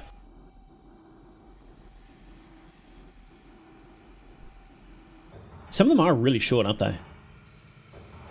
I personally dislike how OP they make some of them with having a blaring weakness or having a caveat, because that's like how they even contain them. Yeah. Missed so much. Want to review this tonight. Hey, Pointless thing. Thank you.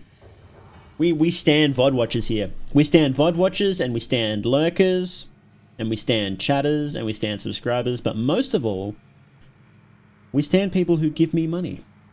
We stand...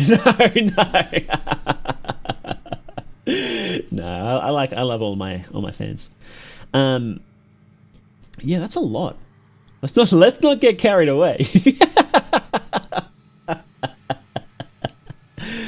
Maybe we should try and write an SCP. Audio adaptations.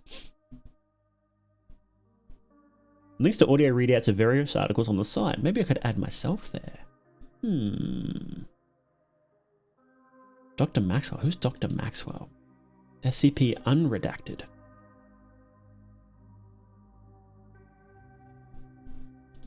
Who are these channels? I'm going to check these channels out. How do you... Okay, let's see. Guide to writing an SCP. Guide for writing, how to write an SCP. What are your best tips for writing an SCP article? Hang on, let me bang open Chrome a second. We'll pull this up.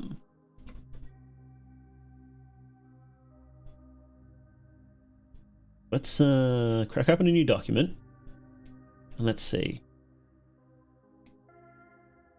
Yeah, Crackety, thank you so much, man.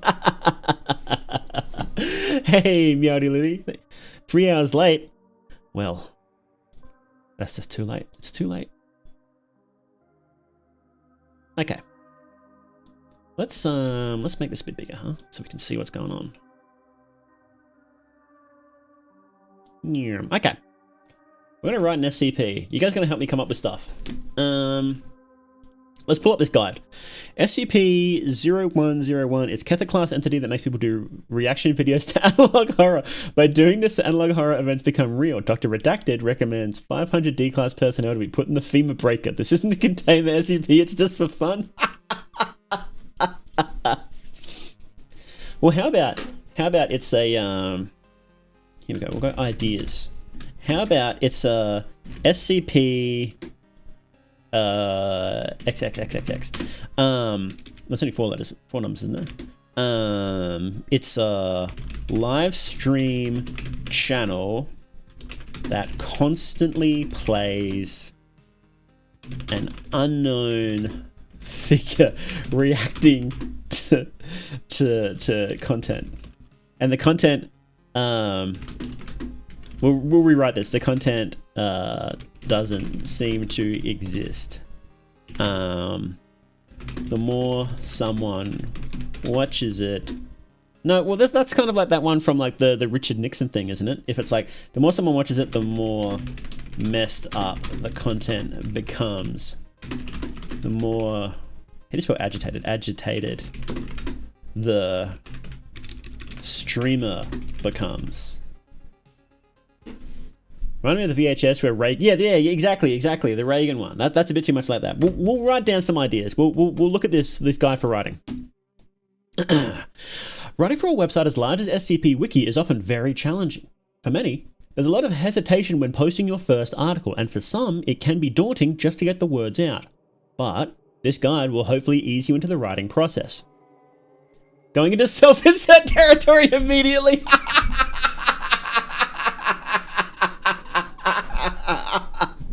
Well, I'm trying to make the most authentic SCP possible, so make it look like a chimp with a typewriter that makes an analog horror. Oh, a chimp with a typewriter. Chimp with a typewriter analog horror. Following an anti-guide. Well, maybe we could do the exact opposite of the guide. Could be funny. There's several in this vein. My favorite is the Gets Weirder the More You Watch is the clown TV show. They kind of do that a few times, don't they?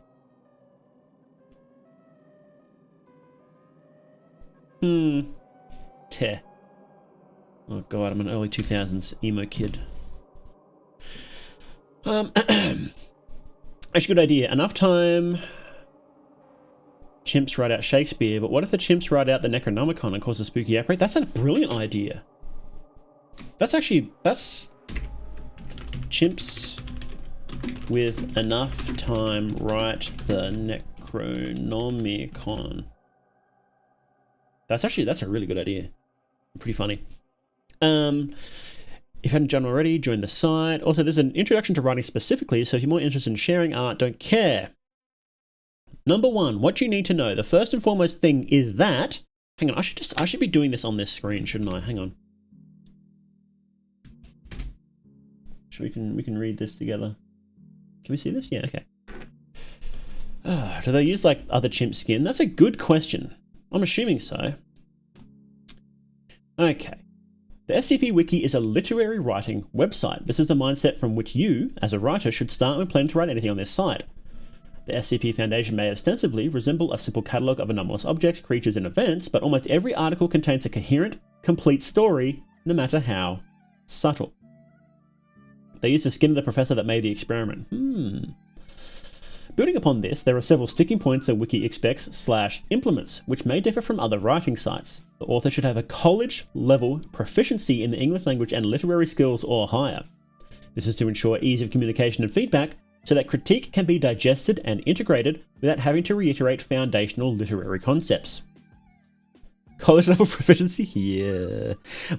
Lovecraft did like pre-human cults. He did. Works submitted to the wiki are expected to be broadly complete and finalized. Give or take leniency for initial setup/technical difficulties. Use the sandbox for drafting. Per the site rules, the use of generative machine learning models to generate user-facing content is banned. AI-generated and AI-assisted writing are not permitted on the SCP Wiki, including use of AI to revise material and use of AI to produce content that an author then adds surface edits to. Does using a chat count as generative material? College level proficiency, good one. I thought this was horror, not comedy. We're worse than AI, so yes. Banned. Works submitted to the wiki are subject to the voting system, wherein it may be deleted when under a certain threshold. Works in the wiki are voted on by the community at large, where each member can vote +1 or -1. Although it'd be courteous, voters are not expected to leave comments explaining their votes or critiques of the work. If you believe malicious voting has occurred on your page, i.e. vote casted in bad faith or not based on your page content, file a report to a member of staff. Okay.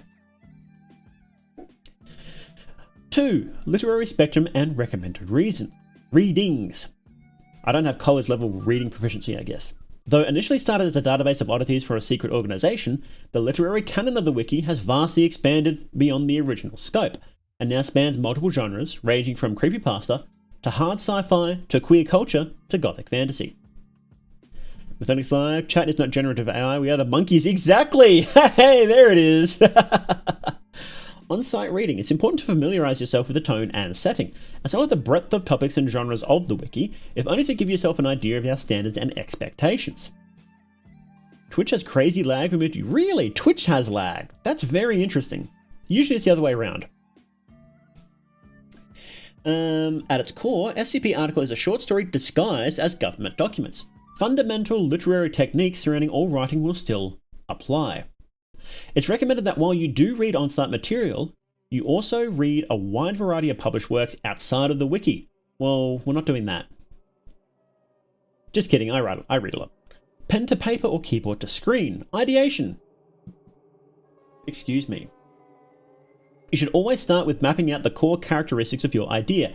Define your character/characters, conflict, resolution, themes, genres, pathos, etc. What do they mean by pathos?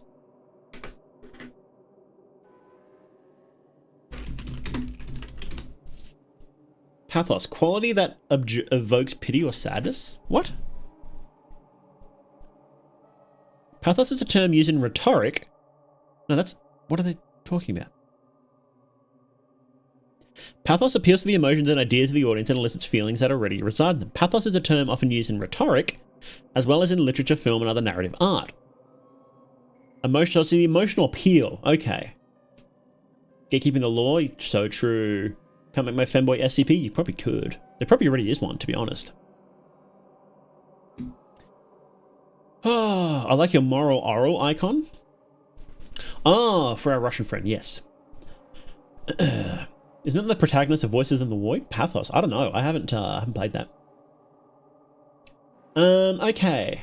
So let's write these down. Characters, conflict, resolution, themes, genres, pathos.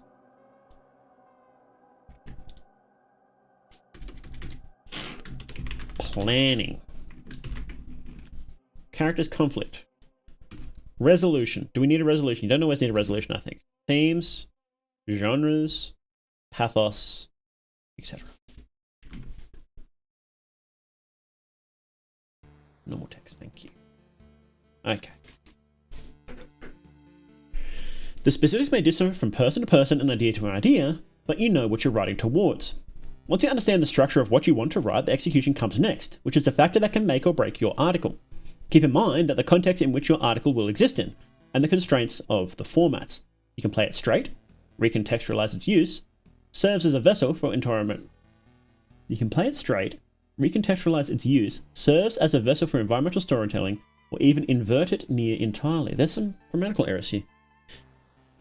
Regular judgment of creative writing still applies, so consider how best to utilize the foundation to serve your story. Same goes for all of the other types of articles as well. For more guides on specific ideation and narrative guides, please check out the staff-managed guides. For user-made essays on the writing process of the wiki and other reference material, see Essay and Resource Hub. Okay. Just a heads up, when you submit an article, there is a clause you have to sign that says you can't get mad at bad reviews, but there are no enforcement for reviews being cordial or even constructive. That's okay. I am someone who is used to people not being cordial. So, character, monkey. Theme, Cthulhu. Horror, genre, horror. Pathos, chimping out. This is coming together nicely. Excellent. I love it. SCPs are fictional documents from the Foundation, detailing anomalous phenomena and procedures for containing them. SCP articles have a very clinical and neutral tone, and generally a standard layout, plus additional information towards the end of the article in the form of an addenda. Note, do not pick a number higher than the current open, or it will be summarily deleted. 5. Tales and other formats. The wiki also... Oh, we're not doing that. 6. Operational. Idea critique and draft critique forum. It is highly recommended to seek feedback before posting to the main site to better ensure the success right from its creation. Cold posts by new authors rarely survive for more than a few days. Hey, Innuendo, how to make an SCP redacted? Exactly. Places where authors may seek feedback are IRC, official Discord, wiki forums. Note that the Discord and the wiki have a dedicated draft critique forum which requires authors have their idea greenlit before they may use them. Details written below. What? Which requires authors have their idea greenlit before they can use the draft critique forums? Really? You know, whenever there's a random rule like this, it's worth trying to think about what caused it. Why do they have a dedicated, like a rule that means that a mod must approve their idea before they can use the critique forum? What happened there? That's what I want to know. The greenlighting policy exists. Oh, they're about to explain it.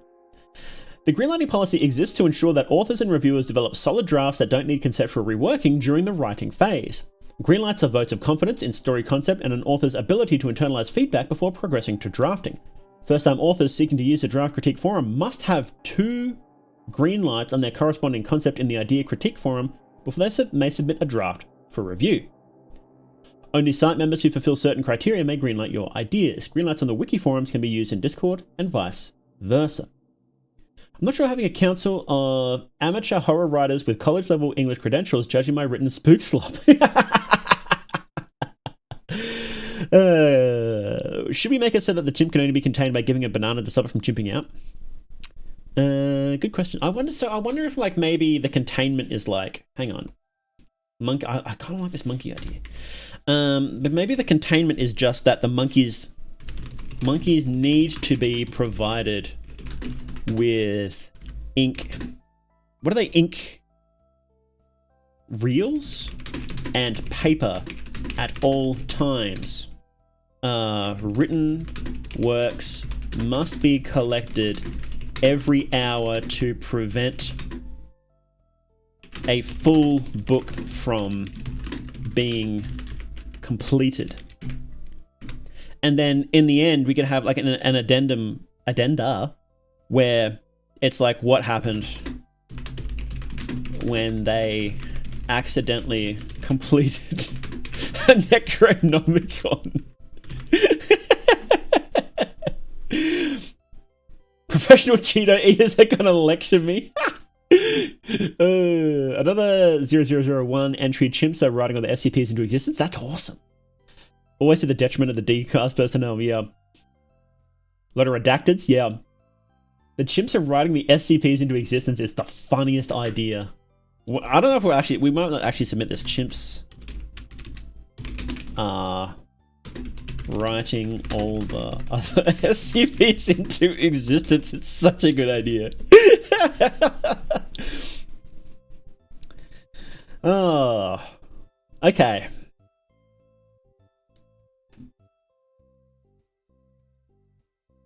SCP Wiki bans and blacklist Mao forever? I hope so. 7. Syntax, formatting, and appearance. Many formatting tools are used across multiple SCP articles. These modules can be copied from linked pages and used in your articles. Keep in mind that formatting and themes are vessels for the writing, and it's not necessary to go beyond the default styling to tell a compelling story. Some of them are so obnoxious. When I start reading one and it's like, oh, you've got to scroll down and you see this like one conversation that's like 5 lines and it's spread out over like 20 pages. It's like, man, I'm done. I'm not reading this. I don't care how good it supposedly is. 0001 entries are my favorites. It's either something is making up SCPs, what any threat, or something profoundly goofy. Yeah, they're great. Do you lack of college level English? Yeah.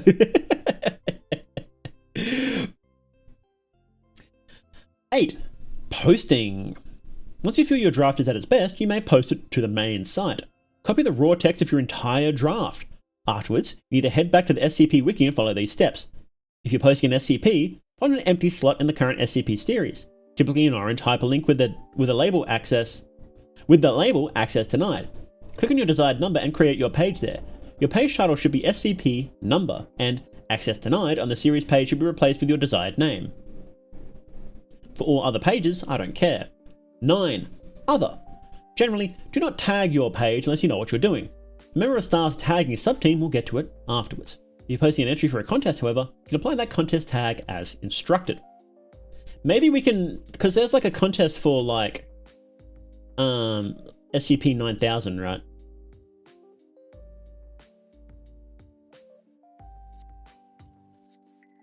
Maybe we can apply for that. SCP-9000 contest. Am I crazy? Did I not see that? Oh, here it is. SCP-9000. Structures, constant, structs, patterns. Authors are now preparing. Please watch warmly until it is ready.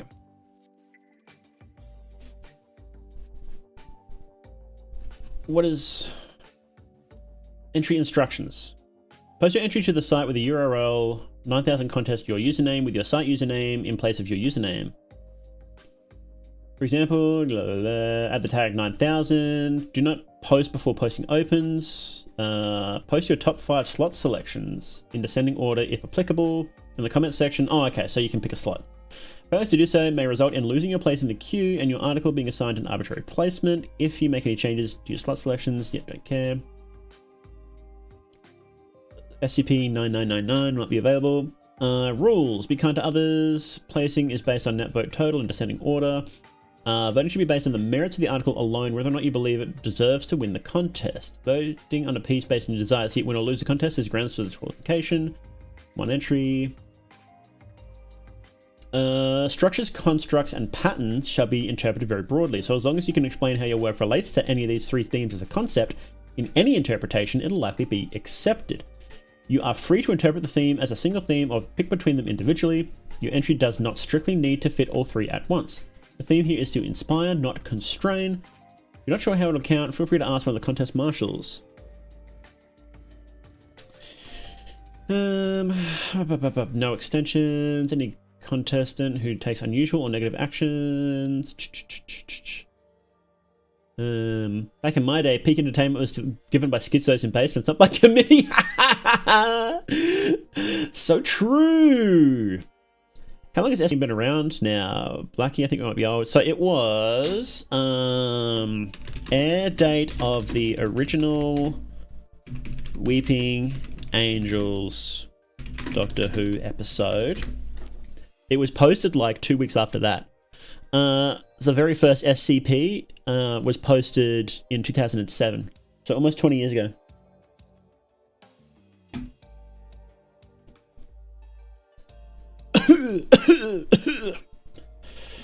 When does this open? Oh, now. Posting opens... Oh, no. Okay. Posting opens on the 19th of September. So we've got a month to write our things.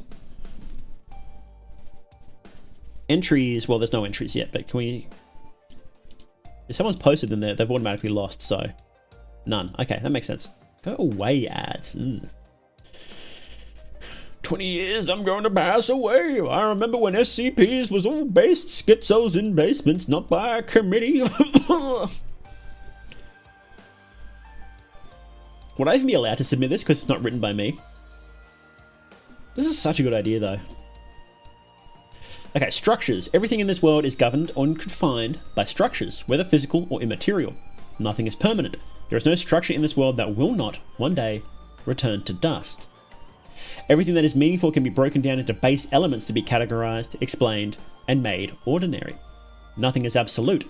Even the mundane and well understood can give rise to undiscovered mystery. Everything is accounted for in the grand score of the universe, from its very first motions to its final, dying breath. Nothing is inevitable. There will always be an exception to the rule, an outlier that dares to break the cycle. No, I won't bother about that. Unless we want to try and fit it into one of these. I don't know what we would even fit it into. Maybe patterns, I guess? The monkeys are looking for patterns in their work? I guess that works. We don't even have to change the SCP if that's the thing, right? The monkeys are looking... We're looking for patterns in what the monkeys are saying. There, done. Easy. Easy clap. Let's go. Easy. There we go. It fits. Okay, where are we up to? Tagging, don't care. Co-author. Oh, there we go. We can do co-authorship, guys. There we go. Co-authorship. You can collaborate with another author or even multiple authors on an article. Such pages should have their co-authorship attribution noted in the license box and the page tagged co-authored. You must also request for attribution metadata by contacting staff through channels such as IRC. Do they actually use like an actual IRC? Is that how old this is? Like they use actual IRC? That's crazy. What did I join in? I joined an IRC one time that was semi-serious, and I genuinely cannot remember what it was for.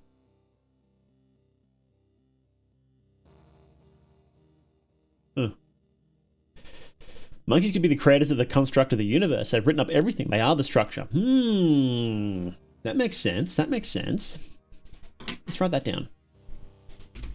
Monkeys are writing everything into existence? Question mark. Okay.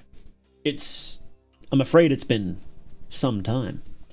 Technical requirements, self-deletion. Tips and pointers. Don't feel too pressured to post. If you're getting stressed out, it may be a good idea to take a break. Writing for the wiki isn't all that important and shouldn't affect your well-being. No, I think it should. I think it should. You should put the wiki first.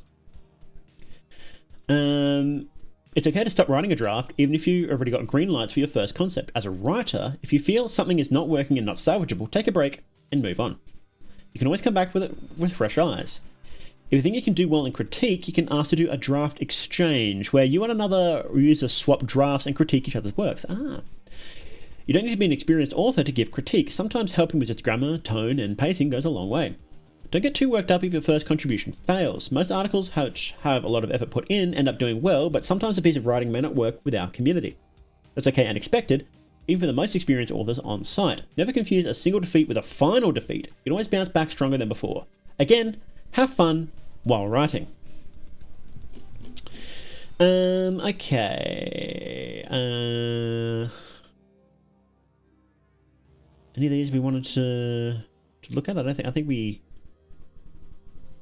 fine with this. Let's just look at a random one. What's the top rated? Top rated is 2003. Really? What's this one? What the hell's going on here? Why is this one top rated? Oh, last 30 days. Oh, okay. How do we see top rated like all time? Top rated pages all time. Here we go. 173, the GOAT.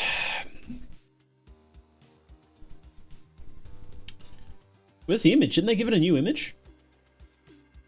This is Peanut. This is the OG. They got rid of the old image because it was copyrighted, which is, they had no choice there. But I thought they did a contest for like a new one, and I thought that was going to be the official picture, but I guess not. The thing that looks at the wall, yeah. SCP-173. Peanut. Yeah, you guys know Peanut. But yeah, no, they got rid of it. Like, the original author didn't want them to, the original artist didn't want them to use it, and that's their prerogative, right? But yeah, they held a contest for a new one, and I guess they're just not using it. So yeah. You get spooked by the popularity? I don't know. I think they didn't want people to use it to make money off it, because on the SCP Foundation, the licensing is like, yeah, you can do whatever you want.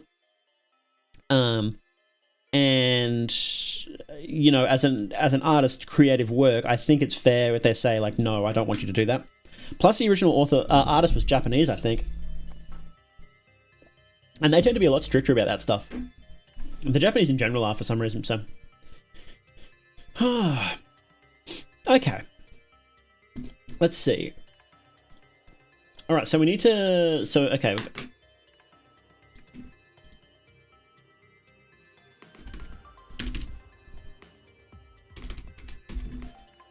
Okay, so what the layout?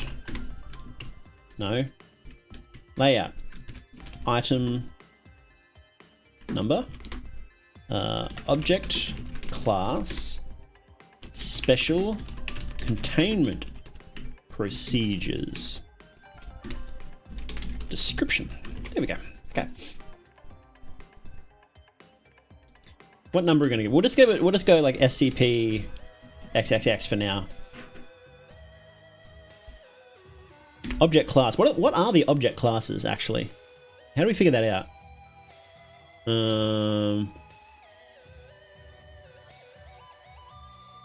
Back maybe?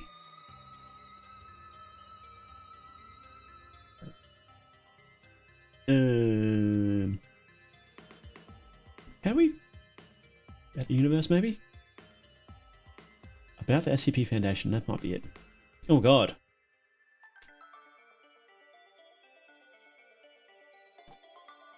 Please tell me what the classes are. I need to know. F. Class. Nothing. Explained. International. SCP explained? What is this? Guide for newcomers.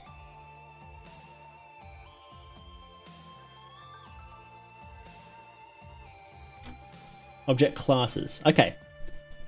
Safe, meaning containment is simple. Euclid, meaning containment is more complex. And Kether, or Kether, meaning containment is very difficult to maintain. It's probably Euclid because it's not. There was a good page that was like explained like where is it, like classes? Can we search? Class.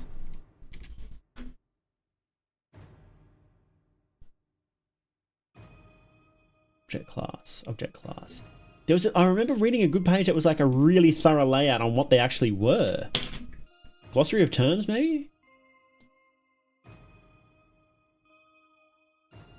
Object class. Oh, thank God, here it is. Okay, it only took us 5 minutes to find it. Does it have to be Kether, Euclid, or Safe? Can it be Thamael and Apollyon? Good night, Lily. Thanks for coming in.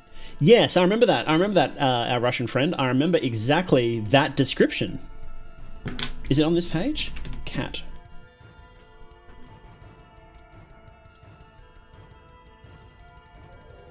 Oh, here we go. Okay. Here it is. Locked box test. If you lock it in a box, leave it alone and nothing bad will happen, then it's probably safe. If you lock it in a box, leave it alone and you're not entirely sure what will happen, then it's probably Euclid. If you lock it in a box, leave it alone and it easily escapes, then it's probably Kether. If it is the box, then it's probably Thamael.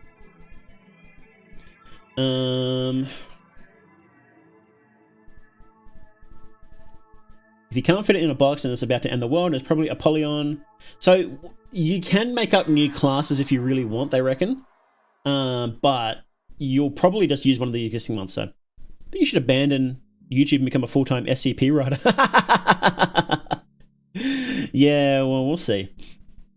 Can you make money being an SCP writer? I guess you could. You would have to like write books and stuff, wouldn't you? If you could have locked the box but chose not to, if you could have locked it in a box but chose not to, it's probably Archon. What the hell? If you can't fit it in a box and it's not a big deal, then it's probably Ticonderoga. If you're not sure what box to put it in, it's probably Pending. The hell is Archon?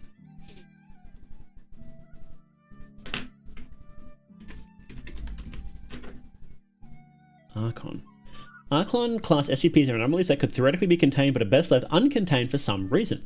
Archon SCPs are probably part of the consensus reality that it's difficult to fully contain, may have adverse effects when put into containment. These SCPs are not uncontainable. The defining feature of the class is that the Foundation chooses not to put the anomaly into containment. Okay.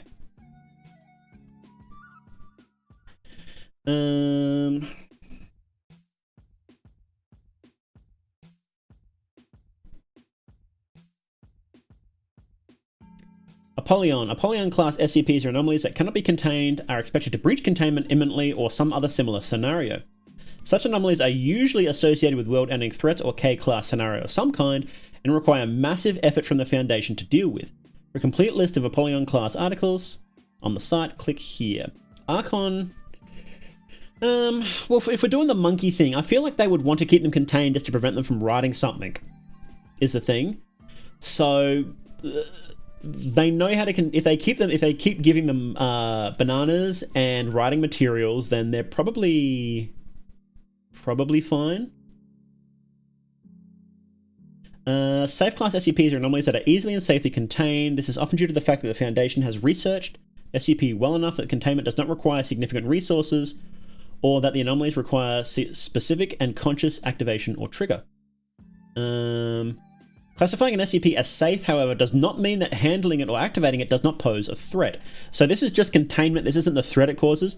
If the monkeys can make a Necronomicon, then that means they're very dangerous, but their actual containment seems to be pretty easy. Keta bananas are expensive. Euclid class SCPs are anomalies that require more resources contained completely or where containment isn't always reliable. Oh, maybe they're Euclid, actually. Usually this is because the SCP is insufficiently understood or inherently unpredictable. These guys seem like they're unpredictable, I think. Euclid is the object class with the greatest scope, and it's usually a safe bet that an SCP in this class, if it doesn't easily fall into any of the other standard object classes. As a note, any SCP that's autonomous or sapient is generally classified as Euclid due to the inherent unpredictability of an object that can act or think on its own. I would say it's Euclid. That's what I feel like. Object class, Euclid. Special containment procedures are the monkeys. We'll just write down the notes first, and then we'll figure out exactly how to write it properly later. Needs to be given regular food, in particular regular bananas, because they're not real monkeys, they're just funny monkeys. Regular typewriter maintenance, and ink ribbons. And ink ribbons. Every hour, all pages with writing on them should be removed from the enclosure. There we go. Hang on, is there an SCP monkeys with... There's gotta be one that already does this. We're still gonna... We'll finish it anyway. Ah, there is.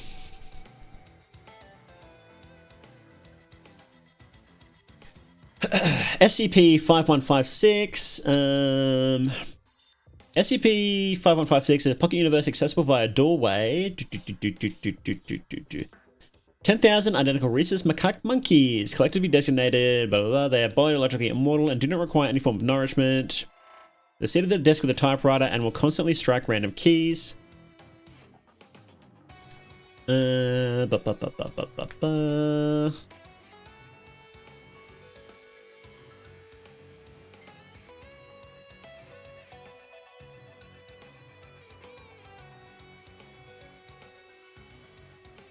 Oh, they actually did write out Shakespeare. Okay. It can be more interesting than that. Simpsons did it, yeah. Ours is more. We definitely won't submit this, but it'll be more interesting. So, okay. Description. Monkeys. There we go.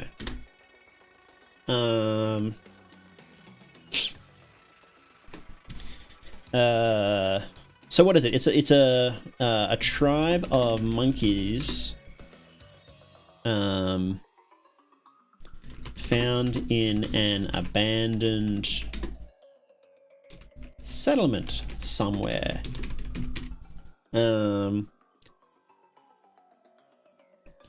Requires monkeys will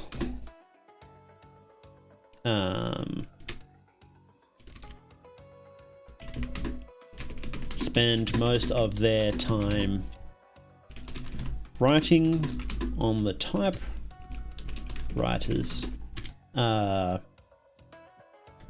mashing the keys at random. Whenever a page is full, they will remove it and throw it on the ground. Monkeys didn't listen to instructions given in Aklo. However, no one speaks it in the Foundation. What is Aklo? Fictional language. Oh. What is Aklo? Aklo was first mentioned by Arthur Machen in his story, The White People. I read that. I read that on stream once in a collab. Part of the Dunwich Horror and Haunt of the Dark. Really? How do I not remember this? I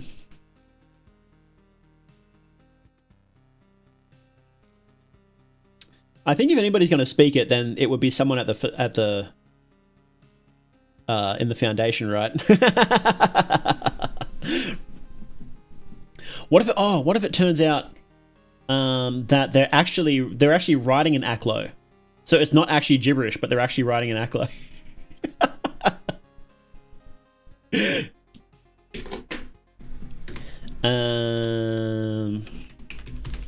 Critical analysis of the writing suggests a, what is it, hitherto unknown language, but all attempts at translating it have gone successful. So I'm going to push the inclusion of crazy monkey slots. Maintenance costs can be culled by introducing an element of randomness to their feeding process, thus delaying them finishing a page. D-class personnel totally don't believe it because it looks like gibberish. They go full event Eclipse Horizon. Crazy monkey slots. Maintenance costs can be culled by introducing an element of randomness to their feeding process. Yeah,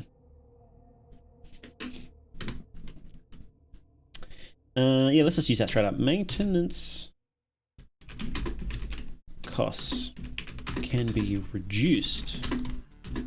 Introducing an element of randomness to their feeding times. Thus delaying them finishing pages.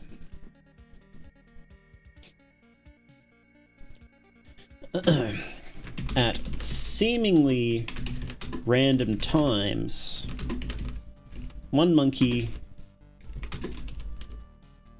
will stop writing and search through the pages, the complete pages, and collect them. Into a book.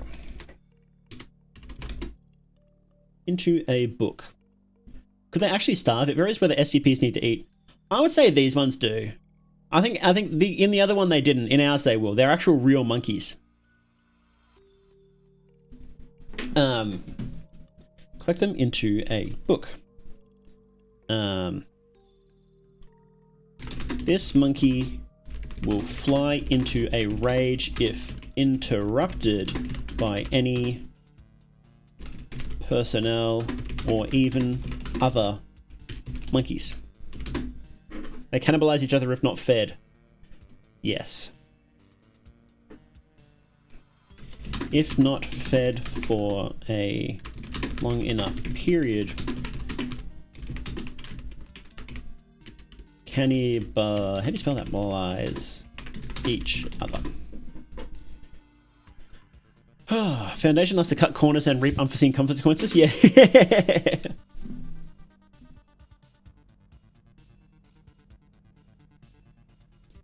Monkeys are descendants of Al-Hazred's pet monkeys have genetic memories and an epigram common try to recreate it forever. Does not have to be literal. Yes.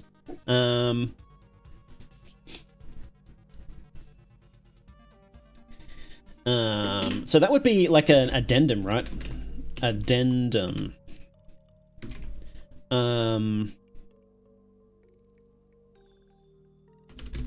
Monkeys created a Necronomicon. Yeah. And used it to summon monsters into the heart. No, wait. That's how they were found. That's how they were found. What would you say that? Initial. What would you call that? Alert, I guess. Monkeys were discovered when making process. Created a kind of grimoire and used it to summon let's say shadow monkey entities and slaughter a nearby where do monkeys live? Africa? Village. At a circus. What would be the consequences if one dies? They seem to be regular monkeys. Does another one spawn? Will everything written by that particular monkey cease to be? I think they're just like regular monkeys. And so they like breed, and like the mother monkeys have the baby monkeys on their backs while they're typewriting. I think they're just like normal monkeys. It's in Albuquerque.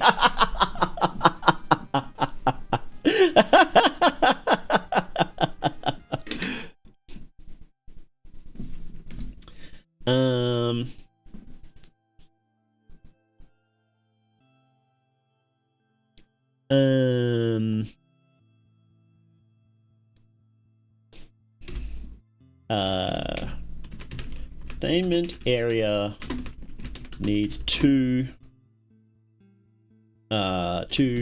sections. So it's like the monkey nesting area with ample food, water, trees, etc. Work room. A room with typewriters for each adult monkey.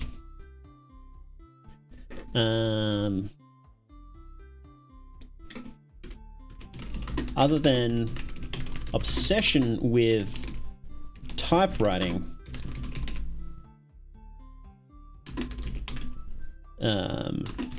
normal in every way. We'll have to science this up somehow. I don't know. I'm not very good at sciencing things up.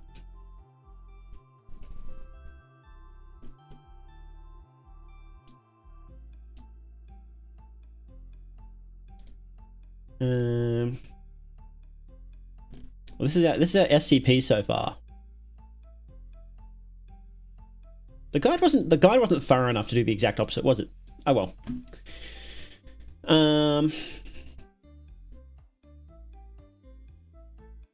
I like it. Be pedantic and hyper-specific at the paper shredder, the pages are shredded in. Oh man, I hate it when they do stuff like that. It's like, yeah, here's like 3 paragraphs about something that does not matter in the slightest. Like, I get it. Like, would they be hyper-specific about the disposal methods? Sure. Is it interesting? No. I think the issue with them being normal and writing potentially dangerous is that the Foundation would likely just neutralize them.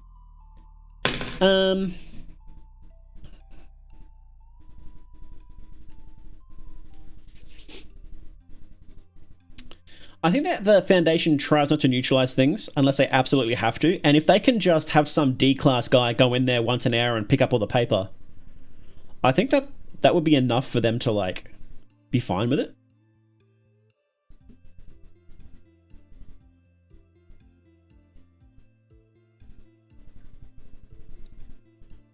I don't think they need to be that supernatural. I think they just need to, like, type stuff. And if what they eat changes their mood affects the stories they write.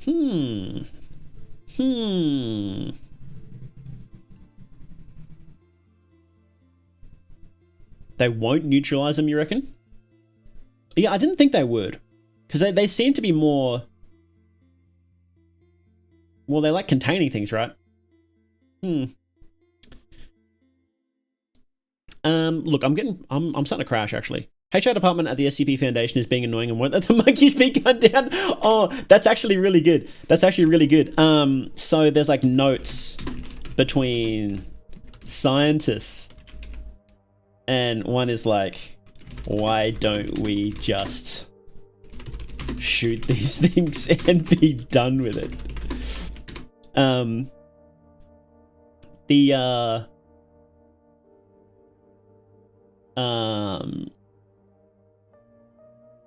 The HR department won't let us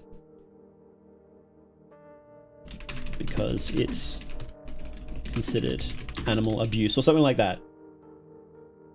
So the reason they have to deal with this ultra dangerous group of monkeys is because of like annoying paperwork. Extra funny because D-class are killed en masse, but monkeys is animal abuse, yeah.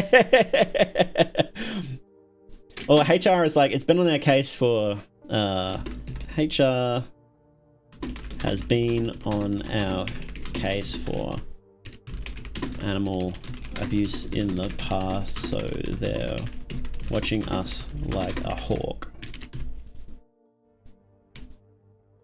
Yeah, that sounds a bit better.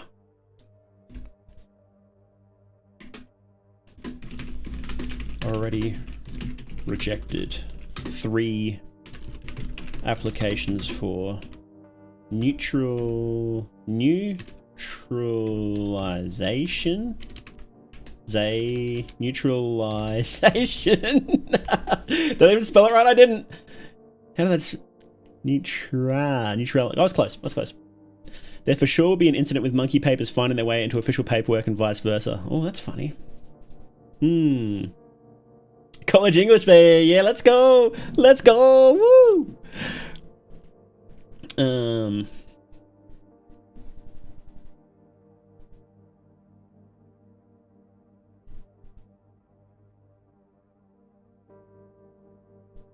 How about the reason they can't kill them is because paperwork. Is this too dumb? Paperwork, monkey papers accidentally getting mixed in with paperwork, and one of the scientists accidentally signed it and is now in a blood contract with the monkeys. Is that too far? That feels like it might be too far. What do you guys think? Is that too much? That might be a bit goofy. He says writing an article about how the monkeys have 1 million typewriters. I think that might be too far. That's why they can't kill them, is because the guy accidentally signed a blood contract with them. Absolutely, just kill the scientists too. Yeah, they would, wouldn't they? If that wouldn't be a big problem for them, would it?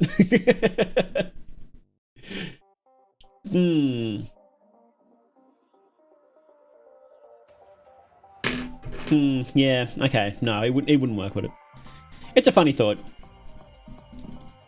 So, what do you reckon, guys? Are you happy with this SCP? Hang on. Who did say? What was that number someone said before? For like what number it should be? What was that, the monkey number?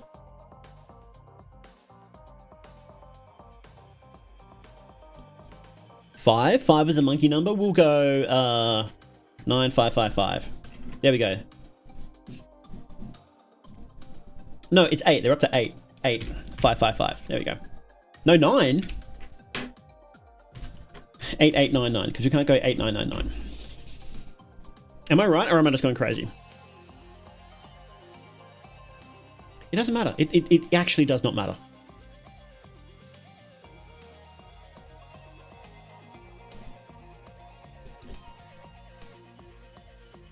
I think 8999 is taken. 8899 is taken. All the good ones are taken.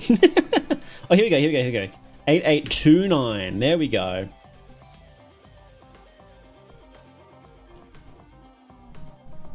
There's one called Time Pervert. That's me. What does this one do? Article contains adult content that may not be suitable for all readers. Explicit depiction of sexual acts, depictions of torture. Maybe it's not me.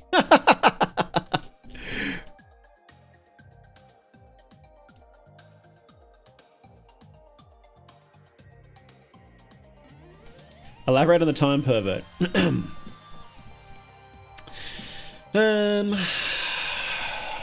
Operation Time Girl. Oh lord. What is going on here?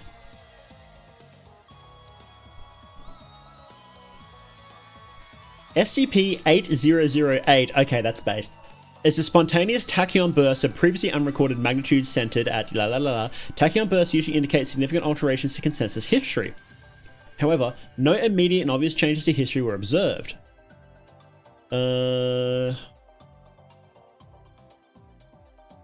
What? Is this one of those ones where it's like...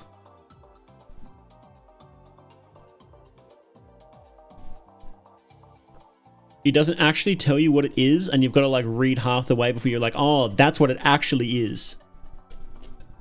This is like, good lord. This is like 20,000 words. They're really annoying when they do that. Oh. Someone was really into it? Yeah. Well, we might wrap up, I think. It's getting a bit late. We've been on for 3 hours. Yeah, that was fun though, wasn't it? Maybe we should do that. Maybe we should do that more often. As we should write a, or maybe we'll finish this off next time. That was fun. Writing an SCP. Monkey SCP. That was actually, I like that. I like this one better than the other one. That's like literally just monkeys writing Shakespeare's works. Everybody consume your SCP mandated cyanide bananas now. SCP's list of the boring containment measures only halfway in you understand what it actually is. Yeah, and I think that can be used well sometimes, but sometimes it's like, just tell me what it is, dude. Like, it's okay. Just tell me. Oh, it's monkeys writing the work of Shakespeare? Cool, I get it. Okay. Thank you guys very much for coming in. I really liked hanging out with you. I hope you had a lot of fun. I had a lot of fun. And, yes. You've been watching Mythonics Live, hosted by More They Do. And remember, you're never alone in